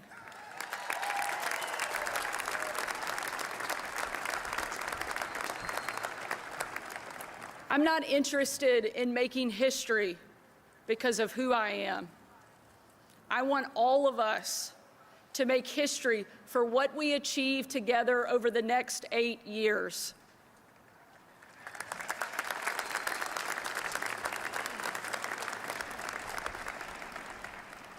So today, let us begin a new chapter in the story of Arkansas, to be written by a new generation of proud Arkansas sons and daughters who are stepping forward to lead. A new generation born in the waning decades of the last century, shaped by economic booms and stock market busts, forged by the triumph of the Cold War and the tragedy of 9/11. A generation brimming with passion and new ideas to solve age-old problems. A generation moored to our deepest values and oldest traditions, yet unafraid to challenge the present order and find a better way forward. We have risen to every occasion. We have gained wisdom from years of sweat and toil, and now this new generation assumes the mantle of leadership, not to be caretakers of the status quo, but to be change makers for the people of Arkansas.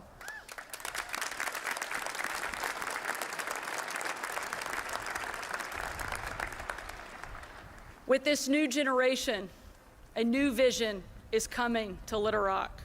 And today, a bold conservative reformer is coming to the governor's mansion.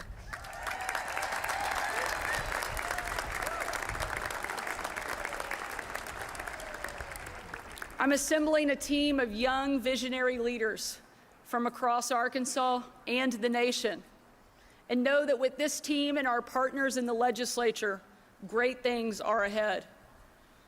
Our vision is for an Arkansas where strong families thrive in safe communities, where jobs are abundant and paychecks are rising, where the freedom that our veterans shed their blood to defend is the birthright of every man, woman, and child, where schools get back to teaching reading, writing, math, and science,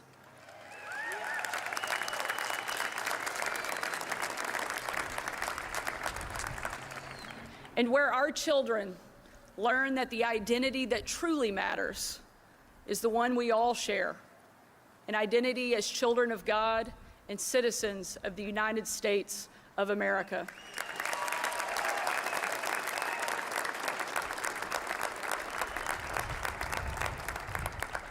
Our vision is for an Arkansas where precious unborn children are welcome in life and protected in law.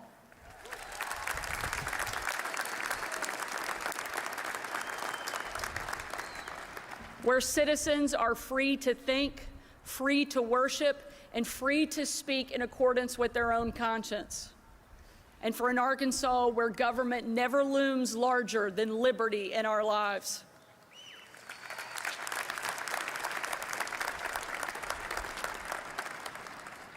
Together, I know we can realize this grand vision, and I intend to get started on this mission without delay.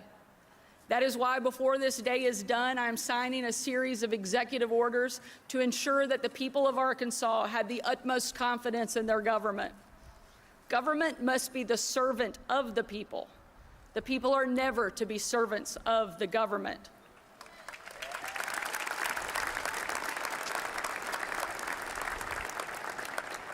Among those actions is an immediate freeze on new government hiring and new government regulations. We are limiting the growth of government before government limits the growth of individual liberty.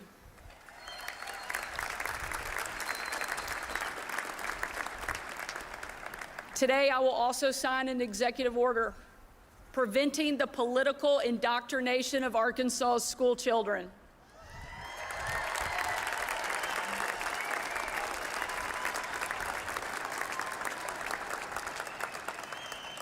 As long as I am governor, our schools will focus on the skills our children need to get ahead in the modern world, not brainwashing our children with a left-wing political agenda.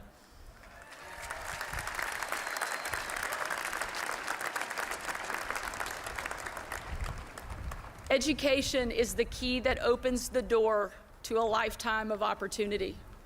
We cannot allow a child's destiny to be determined by their zip code or the size of their parents' bank account.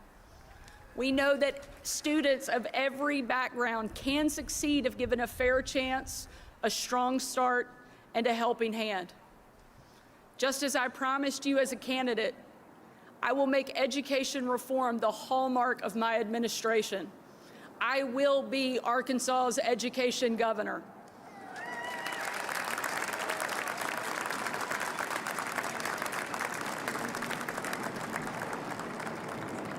We will improve literacy for our youngest students.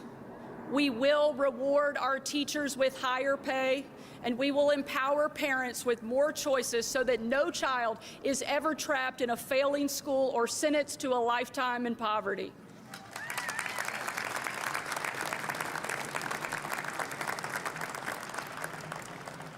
Parents are the cornerstone of a good education.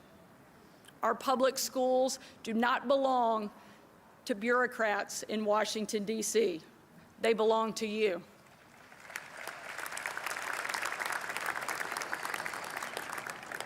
The path to success that starts in the classroom must eventually lead to a good job in the workforce.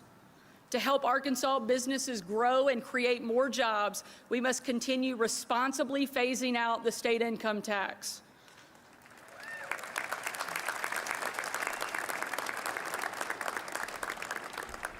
I will work with lawmakers to pass an income tax this year, and we must keep cutting it no matter how long it takes until we eventually wipe the income tax off the books forever.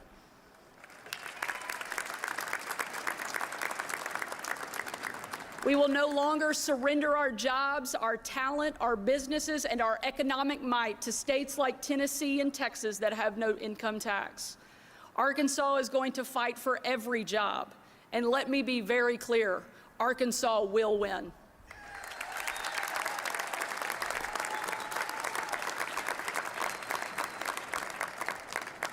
We will leverage our state's unmatched natural beauty to promote tourism and grow our outdoor economy, marketing the natural state to the world, and finally becoming the leader in outdoor recreation that we deserve to be.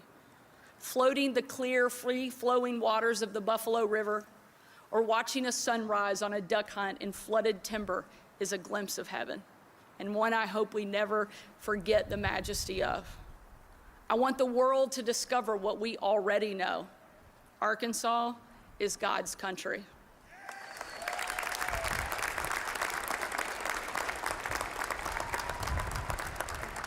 And if you are a small business owner or one of our state's 50,000 family farmers, I make you this promise.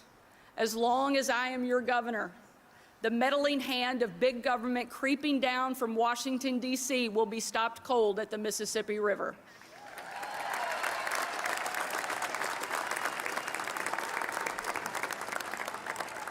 We will get the over-regulating, micromanaging, bureaucratic tyrants off your backs, out of your wallets, and out of your lives. Together, I know we can make Arkansas's quality of life second to none. But to reach our full potential, we must have more than good jobs and great schools. Above all, we must have safe streets. The people of Arkansas are eternally grateful for the courageous law enforcement officers who risk their lives every day to keep our families safe.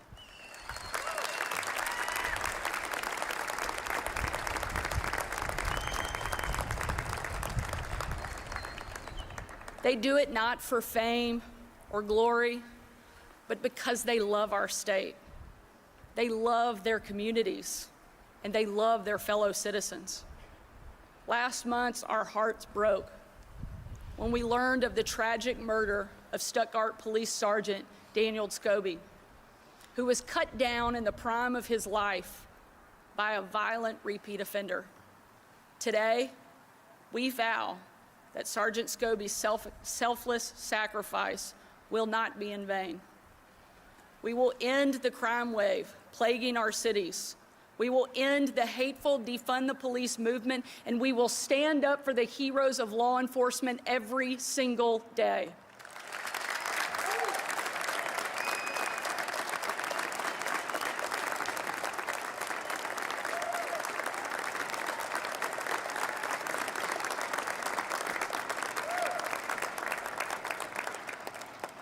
Releasing unreformed and unrepentant criminals for no reason other than a lack of space in our prisons is not compassionate.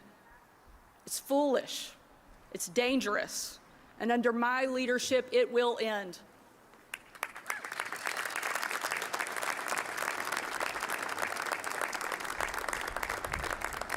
We will shut the revolving door in our prisons, but it's not only locking people up. It's helping those in prison overcome addiction by focusing on mental health, faith-based programs, workforce skills, and doing things that challenge change from the inside out. We will give our police officers the resources they need, including more money for overtime pay, and we will ensure that violent criminals like the one who murdered Sergeant Scobie never, ever set foot in our communities again.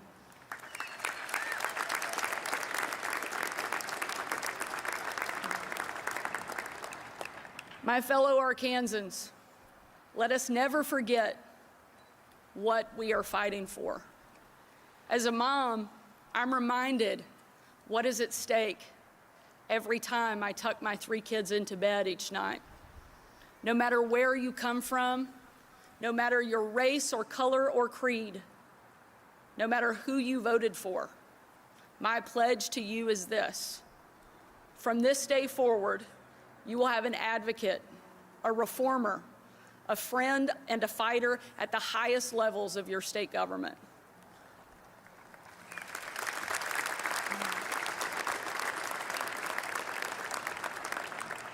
All I ask in return are your heartfelt prayers that God will help me be the leader that you deserve.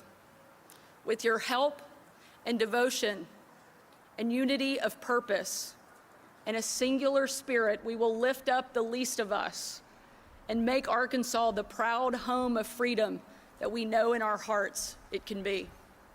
Together, we will build upon the Arkansas that we love, and we will make it even better.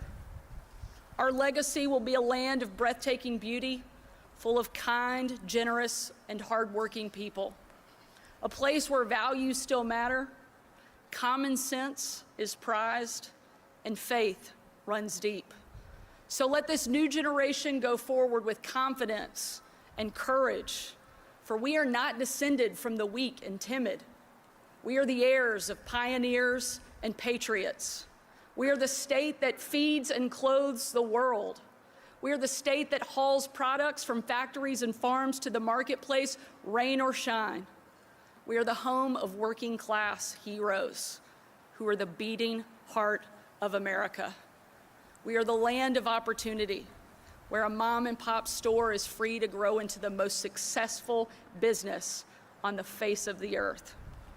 Arkansas is the place where children once barred from the schoolhouse are now memorialized in bronze at the State House.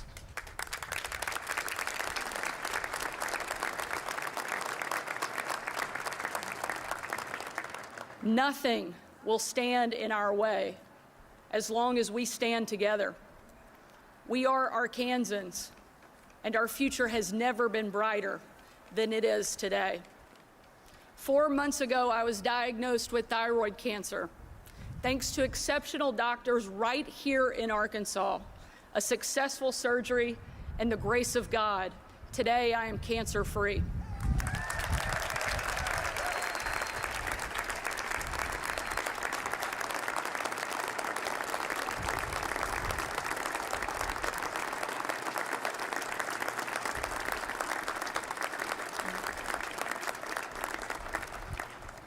When I got the news, I couldn't help but think about my mom.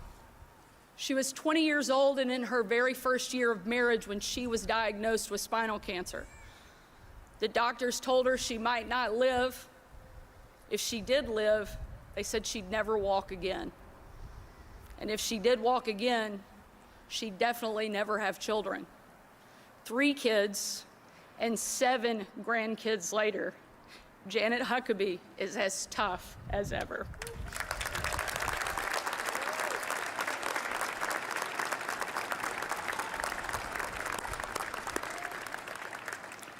My mom once said that if God had given us the ability to look into the future, none of us would go beyond where we were at that moment. Fear of the unknown paralyzes us, but faith propels us to charge boldly ahead. My fellow Arkansans, we are not called to stand still in the face of great challenges. You and I were put on this earth at this very moment to charge boldly ahead. We know not what the future holds, but we know who holds the future in his hands. And with God as our witness,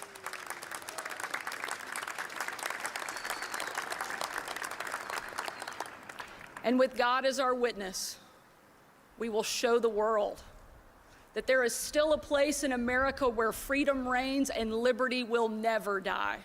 And that place is Arkansas.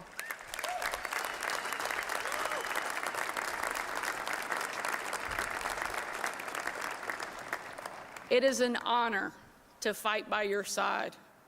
Now let's roll up our sleeves and get to work. Thank you so much. May God bless you, and may God bless the great state of Arkansas. Thank you very much. Thank you.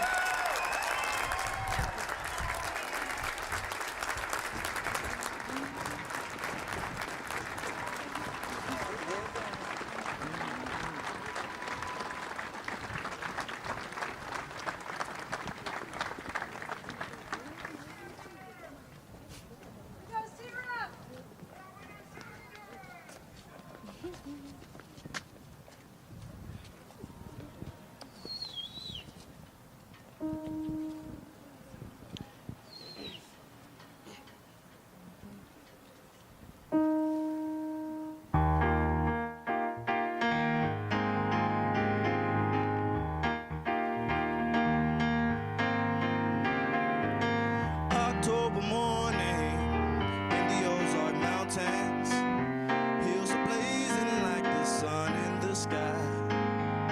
I fell in love there, and the fire's still burning, a flame that never will die.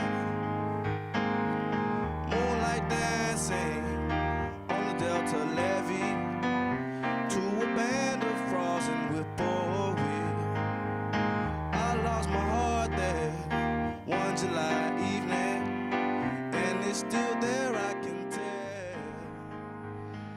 Sarah Huckabee Sanders, the 47th elected governor of Arkansas, her second address of the day.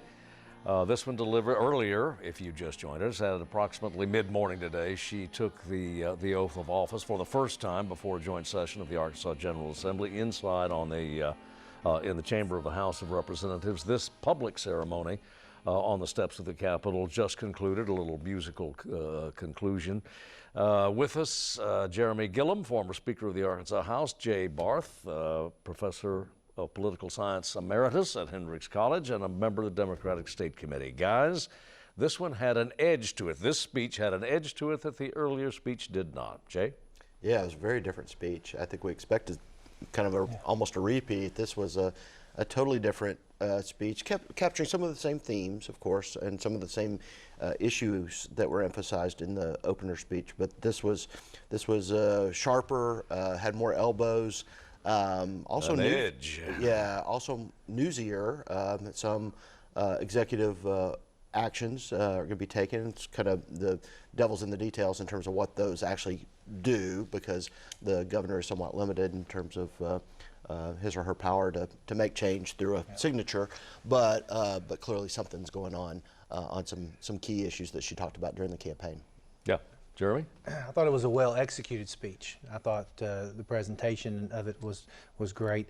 And you could definitely see the pride that she has in Arkansas in the speech. But like Jay said, there was definitely some new elements that were added, and I'm not really sure why the executive orders weren't in the first speech, but were in this one. That was an internal decision they made, but definitely that'll be a headline grabber for sure, and the differences between the two.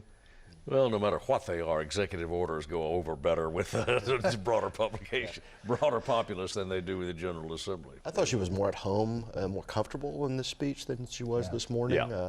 I think she was a little, a little more nervous this morning, and obviously she was, I think, taking it all in some ways. But this is kind of more her style, to be a little more combative, and I think she got the fresh air to do it in, and I think she was very much more at home with an audience. That something felt a little bit kind of in between of a campaign event and a more formal event. This event had more of that feel to it. Yeah, well, if you were looking for political red meat, conservative red meat, here it came in this second speech. And it didn't begin necessarily, but the high point was education. She had said during the campaign repeatedly that Arkansas public school students should be educated, not indoctrinated.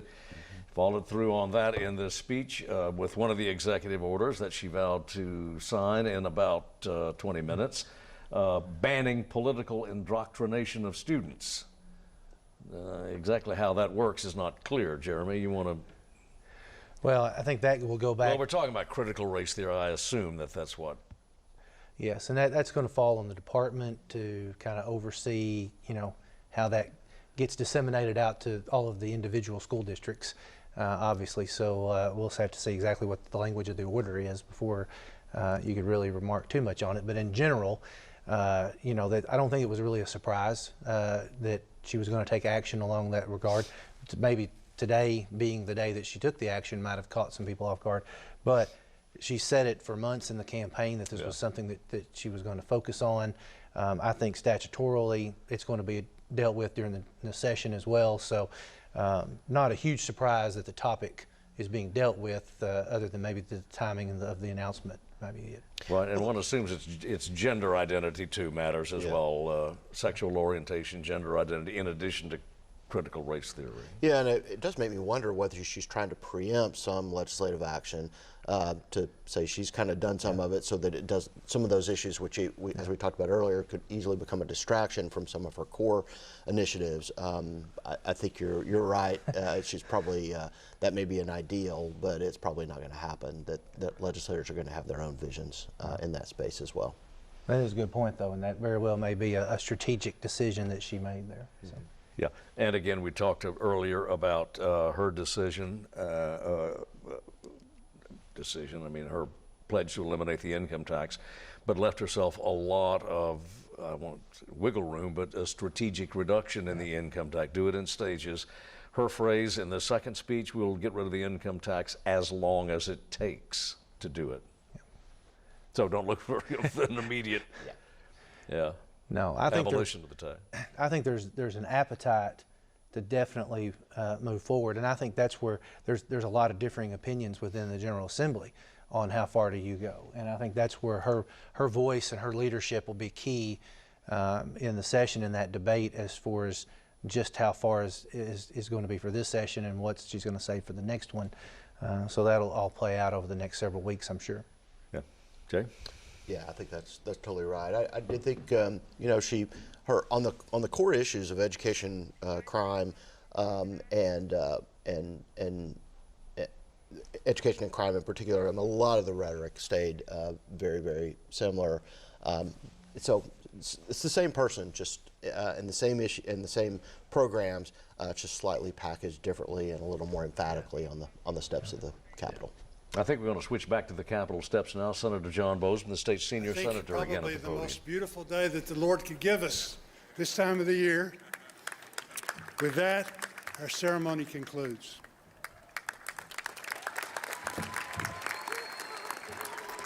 Congratulations. Senator Bozeman gets the last word, the concluding word there. A long history of the Huckabee family and Mr. Bozeman. Our new governor was his campaign manager, I think. His first vote. Yeah, the elect. Yeah. So very tight. And she mentioned that he had been involved in this event for her dad a ways back. So there is a long history there. Yeah. So. Speaking of executive orders, there was one that caught my eye, and that was she made several references to what appeared to be outgrowths of the administrative regulations that her predecessor imposed during the early days, anyway, of the COVID crisis, that government should never loom larger than liberty. And there were several other references, I think, to government regulations getting government off the backs of individuals and small businesses. Yeah, and I'm curious how the breadth of that. If that is it narrowly focused on certain issues such as COVID that are from the last couple of years, or is it a broader initiative? That is to be determined as well. So interesting. The previous administration, what it did with its executive orders was really bring a lot more control over processes that had historically been left with boards and commissions, brought those more in-house. That I think it's going to be interesting to see if she lets any of that go, or if she maintains some of that kind of executive-centric way of doing things in this administration. I think that's a good point. And I think, some of this too is also just thematic and platform related. Within the Republican Party, less regulations is a key theme and a significant part of the platform. So, not surprised that is a part of how she's going to govern as well. Sure, but it's indeed thematic, but it's also practical, because in the last couple of years of the preceding gubernatorial administration, the General Assembly took back some of its authority that it perceived to be more in line with the legislative branch function and oversight than it was purely executive order. Yeah. Legislature asserted itself to an extent that it did not frequently do before. Any other surprises in this second address? I thought it was more personal in some respects. Both her love for Arkansas, which I think Jeremy mentioned earlier. I thought the story about her mother at the end, as well as her own successful battle with cancer, I thought it had more of a personal flavor and a more emotional flavor. While she was nervous, I think in the first speech, this one had just a little more energy to it, and so that surprised me. I just expected a much more similar speech than we got. So that was the thing that really struck me. Yeah, Jared. Well, and I agree with Jay.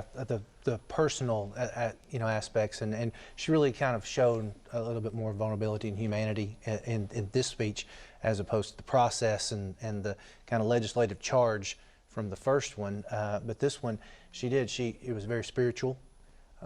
She is very personal in the fact that she included her family. I thought a great part of it was her kids getting to lead the Pledge of Allegiance and being a part of it, and just the family dynamic of that was more prevalent in this speech. But it really did. It showed a little bit more of who she is, and I thought that was a good thing. I think that's important for the state to be able to get to know her beyond just the campaign, but actually, who she is and how she's going to govern. So I thought that was a great aspect of the speech as well. Well, and yes, as our new governor also pointed out, for the first time, the state has a first gentleman. And, the state doesn't really know, we really don't know that much about him. He is not a familiar persona, anyway, to the average Arkansan. So I think it'll be interesting to see what role he assumes in the new administration. Yeah, I think it will be as well. I thought one thing that was interesting in the second speech was that her real focus on the outdoor beauty of the state and her sense that can be a real engine for economic empowerment and development. And obviously, Mike Mills, who was appointed as the head of the agency that oversees heritage and tourism, is someone who is from that background with ties to the Buffalo. I thought that was an interesting theme in the second speech that we didn't see this morning, and it tied to some of that, what you describe as spirituality. It was almost a tie to love for the natural beauty of the state. Well, and I think from an economic standpoint, it's also it's going to be a huge factor in how much reduction of the income tax and corporate tax rates can go down, because the two states that she's mentioned throughout the day, Tennessee and Texas, they have a lot of other things that we don't have. Professional sports teams just comes to mind, and so things like that help them. So this is one thing that we've got that we do really well, and in a lot of cases do better than those other two states do. And so we've got to factor on that and key on that and help build that up. If we're going to reduce as much as what we want to in those income tax rates, you've got to have revenue coming in from these other sources. It has to happen for the equation to work. Right. And I think it also is an area where she is in sync with the Walton family, especially the next generation Waltons, who really also have that same love for the use of the outdoors in an assertive way. She's at odds with that family on some other issues, especially some issues related to the culture war. But I thought that's an interesting thing as well. And she certainly made an allusion to the Walton family in terms of their economic success at the end of her speech as well. And the tourism is not boilerplate. I mean, it's already a crucial aspect of the Arkansas economy. Yes. Another crucial aspect is, and it did get a mention or two, and that's the Arkansas farm community, the agriculture community. She has elected to keep Secretary Wes Ward as her State Secretary of Agriculture. I was extremely proud that she was going to retain Secretary Ward, but I was also very pleased to hear her make that a point of emphasis in her speech. Coming from the agriculture background myself and my family ties to agriculture, I was extremely proud that she made that a focus and that she brought it up, that she was going to fight for agriculture in Arkansas and the farm families, because they've got some severe challenges that they're facing with rising input costs and things, and if she's really looking out for them, that's really going to be a key factor in the economic prosperity of the state moving forward, especially in relation to their surviving some of these challenges and headwinds that they've got. So very proud that she mentioned that. I was very happy. Well, and the fact is, Secretary Ward has been extremely popular with the farm community in Arkansas. He has made no enemies whatsoever in that sector of the economy. Very forceful and articulate advocate for agriculture, whether it's protein or row crops. And works very well with the legislature. Very collaborative with them on a lot of initiatives. And so I think that if you're in the agriculture community today, you've got to feel good about where she's going to be at in defending you and helping promote you and helping move this state forward in that area. Yeah. Well, if you were watching the segment of the screen that had the activities at on the steps of State Capitol, you saw the first family, the new governor, and her family go up the steps, back through those big bronze Tiffany doors from almost a century, longer than a century, I guess. Yeah. And as noted by the governor, She is preparing to sign some executive orders, at least two. One that she mentioned, the first she mentioned was a freeze on state hiring and new regulations. And the second, of course, as we mentioned earlier, a ban on political indoctrination in the classroom. The ban on state hiring and new regulations probably won't get much opposition. No, and that's a lot of times you see that in a transfer like this, that you want to pause for a little bit to really kind of make sure that you get your hands around what's going on and the mechanisms and everything. So that's not a big surprise that there would be a hiring freeze for a little bit. Basically. Yes, and you want to make sure that moving forward things are being done in a strategic manner according to your plans. And not maybe a continuation of your predecessors and stuff. That's not unusual for that step there. So, and there had been a rush at boards and commissions around the state getting a lot of things done before the administration changed for that reason. Yeah, I guess the 44th governor of Arkansas was an extremely lucky guy, or 45th anyway. I'm talking about Governor Beebe. On the day he took the oath of office, he kept practically all of the department heads that his predecessor had put in place. And they represented, if I remember correctly, about 95% of the general revenue budget. So, but of course he had been working with these guys for the 20 years that he had been in the General Assembly, men and women. So he knew them familiar. They knew him. They already meshed quite well.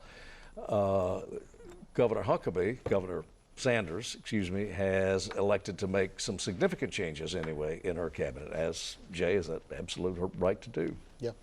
Yeah, some big changes in some big agencies. Yes. Not just budgetarily. About 95% of the general revenue. Yeah, and then some other high-profile folks who may not have a lot of budgetary impact, but have a lot of kind of, influence and visibility. So, And we don't know how well she knows all of those folks. Some of them have ties to her father, and so I'm sure there's relationships there. But there's some other folks that are really new to the scene, new to state government, not just in the state but anywhere. So it's going to be an interesting time, and she will get a honeymoon. She will get a period to work through those relationships, build those relationships. But there is a need for an agenda for the legislature to act so that they don't get creative. No offense, because weird stuff can happen if they're not busy. But I think it's important to note too that even though there are new people coming in, they're not coming into horrible situations within their departments. Director Gillespie or Secretary Gillespie and Secretary Key and those that are departing, did a fantastic job during their tenure, and so the new folks coming in and this administration is going to be able to build off of successes that the Hutchinson administration had. And yes, there's challenges and there's new directions that they're wanting to go, but they're coming into departments that are fully functional and are ready to go. And I think that's going to be a key factor in the success that the Sanders administration is going to have, is that their predecessors did a really good job of kind of building that foundation for them to be able to take and go with. Yeah, well, let's take a look at some of these personnel changes. It is not the biggest agency in state government, but it is substantial, between $600 and $700 million this fiscal year, and that's the Department of Corrections. The governor has chosen to appoint a new head of the Department of Corrections. It was Solomon Graves, who had served through much of the at least the previous 4 years of the Hutchinson administration. And this gentleman comes from, I believe, Arizona. Yeah, obviously the chief of staff to the governor also came from Arizona, and this key cabinet secretary also follows from the Southwest, and so she talked a lot about this issue in both speeches, especially this morning. She got a little more detailed about what she wants from her Department of Corrections and the way in which the attitudes towards crime and criminality, what she wants in this state, both on the law enforcement side, but also on the correction side. On the correction side, and he is coming into a situation, or into a department that is expanding rather than contracting. And I see it's never contracted anyway in the last. Right. No. Yeah. I think. I'm sorry, go ahead. I was just going to say, I see, like this change and the others that we've discussed previously, not so much kind of an indictment on the job that they did, but more of a change in mission statement and needing somebody new in that regard. And so I think this is highlighted in the corrections selection there. Secretary Graves, did a great job, but I think she's looking at this saying, okay, we've got a new mission statement. We're going to kind of pivot a little bit and needed a new person in that role, maybe with more aligned with that vision of what she was going to go. Yeah, sure. I think one big question in this arena is, does Arkansas move towards any privatization, any significant privatization of corrections? It's a state that's resisted that for the most part, except in kind of niche spaces. That's a key question, because clearly around the country that has been an area that some states have gone. It's been very controversial. That's a question to be watched, I think. Yeah, and Arkansas had experimented with it in the fairly recent past anyway, and the results were not terribly satisfying, I don't think, to anybody. Especially at the juvenile level, yeah. Yeah, well, let's take a look at the education again, because that is such a huge 50-some-odd% of the Arkansas budget. Another import, Mr. Oliva, coming in from Florida. Indeed, and I think he's going to be, we're going to get to know him pretty well, pretty quickly, I think, based on her action today and her emphasis on education. He is going to be very central. Obviously, it's a big part of the budget to start with, but it's clearly going to be something that even gets elevated under Governor Sanders. Yeah, and if the research is correct, the background reports are correct in the public prints anyway, a willingness to engage on the matter of curriculum in terms of controversial aspects of curriculum, whether it's critical race theory, gender identity, dysphoria, whatever. Mm-hmm. By all accounts, he appears to be a great guy, and I think is going to be able to work well with the stakeholders and members of the General Assembly. And he's accessible, and so I think the collaborative process there will still be intact. Now, those stakeholders and the General Assembly members might not like what he has to say, but it does seem like that, though he understands that from Florida and it's the same process here. You've got to work together in order to be able to, if you're in the executive branch, somebody's got to carry your bill. And so you've got to work in that legislative arena. And so by all accounts, though, that seems to be off to a good start from what I hear from some of the members that have interacted with him. And the biggie, at least in terms of its total expenditures, because so much of it is federal funds, and that's the Department of Human Services. As Jeremy noted, Secretary Gillespie, after about 7.5 years in service to the Hutchinson administration, took leave of us about 6 months ago, I think it was. And that is an enormous agency. It is an enormous bureaucracy. It almost defies management, Jeremy. It is, and it's by a large part a very thankless job, because it's such a huge operation that there's always a fire, that you're having to put out somewhere, and you don't get a lot of kudos in that job. Most of what you get are criticisms because one part or one agency that you're governing didn't do something right, so it's a thankless job by a large part, but it's one that you've got to have a very serious-minded person that will take on that role. And by all accounts, that's what Arkansas is getting here, just like what we got with Secretary Gillespie. Yeah, Christy Putnam is the Secretary Designate from Kentucky. She was kind of deeply involved in the development of a work requirement in Kentucky. Obviously, Arkansas attempted a work requirement that was struck down by the federal courts as being outside the permissibility of state action on Medicaid. So what's interesting, something that Jeremy obviously spent a lot of time on was what ultimately has had different names, but began as the private option. That seems to be part of Arkansas law now, without a lot of conflict, because of how crucial it is to holding up a state budget.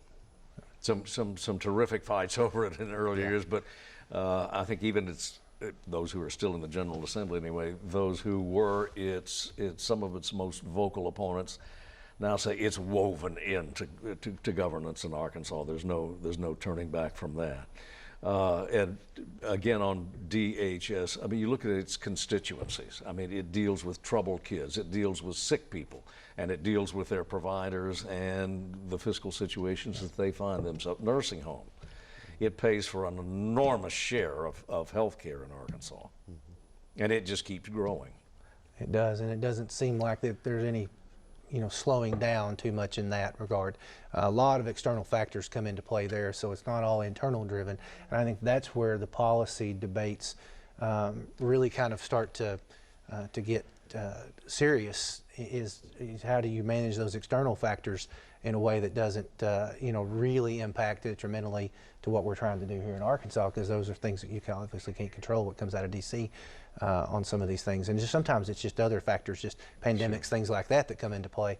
And so trying to be forthright there. But like I said, by all accounts, it looks like we've got a great secretary coming in that's up to the challenge. And so, I think she's going to have a lot of willing partners in the General Assembly and the stakeholders from around the state, the Hospital Association, and others have signaled that they're very pleased about the direction. I think they're going to be able to go with their partnerships as well.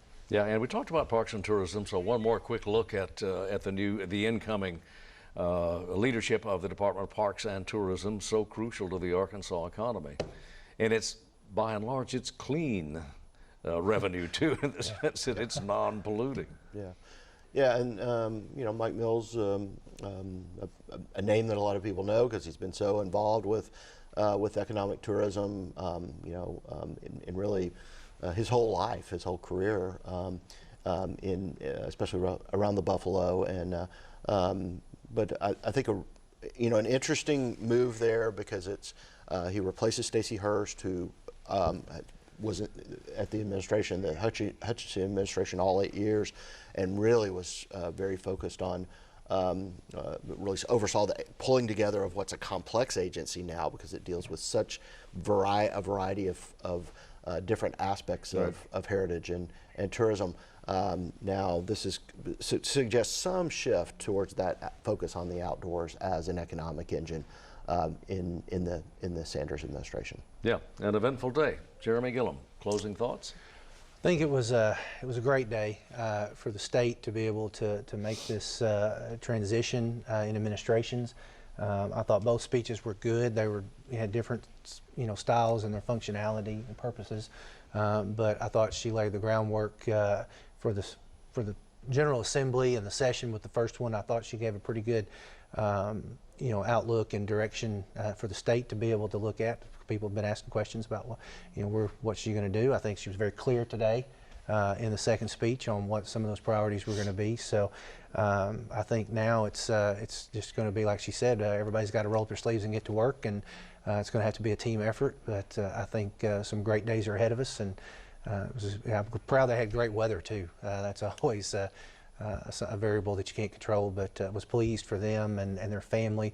Proud for them for this day. I mean, for Governor Hutchinson and the First Lady being able to see their daughter sworn in like this is a great moment. So it was just, I thought, a great day for the family, and just was very proud for them. Yeah, Jay, you got about 30 seconds. Yeah, I mean, I think that we are going to see a more combative type of governor. Asa Hutchinson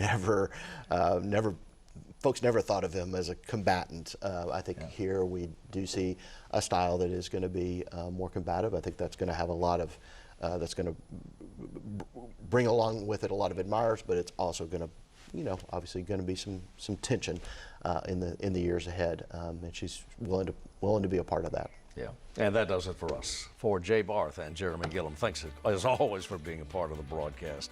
Thanks to you for joining us.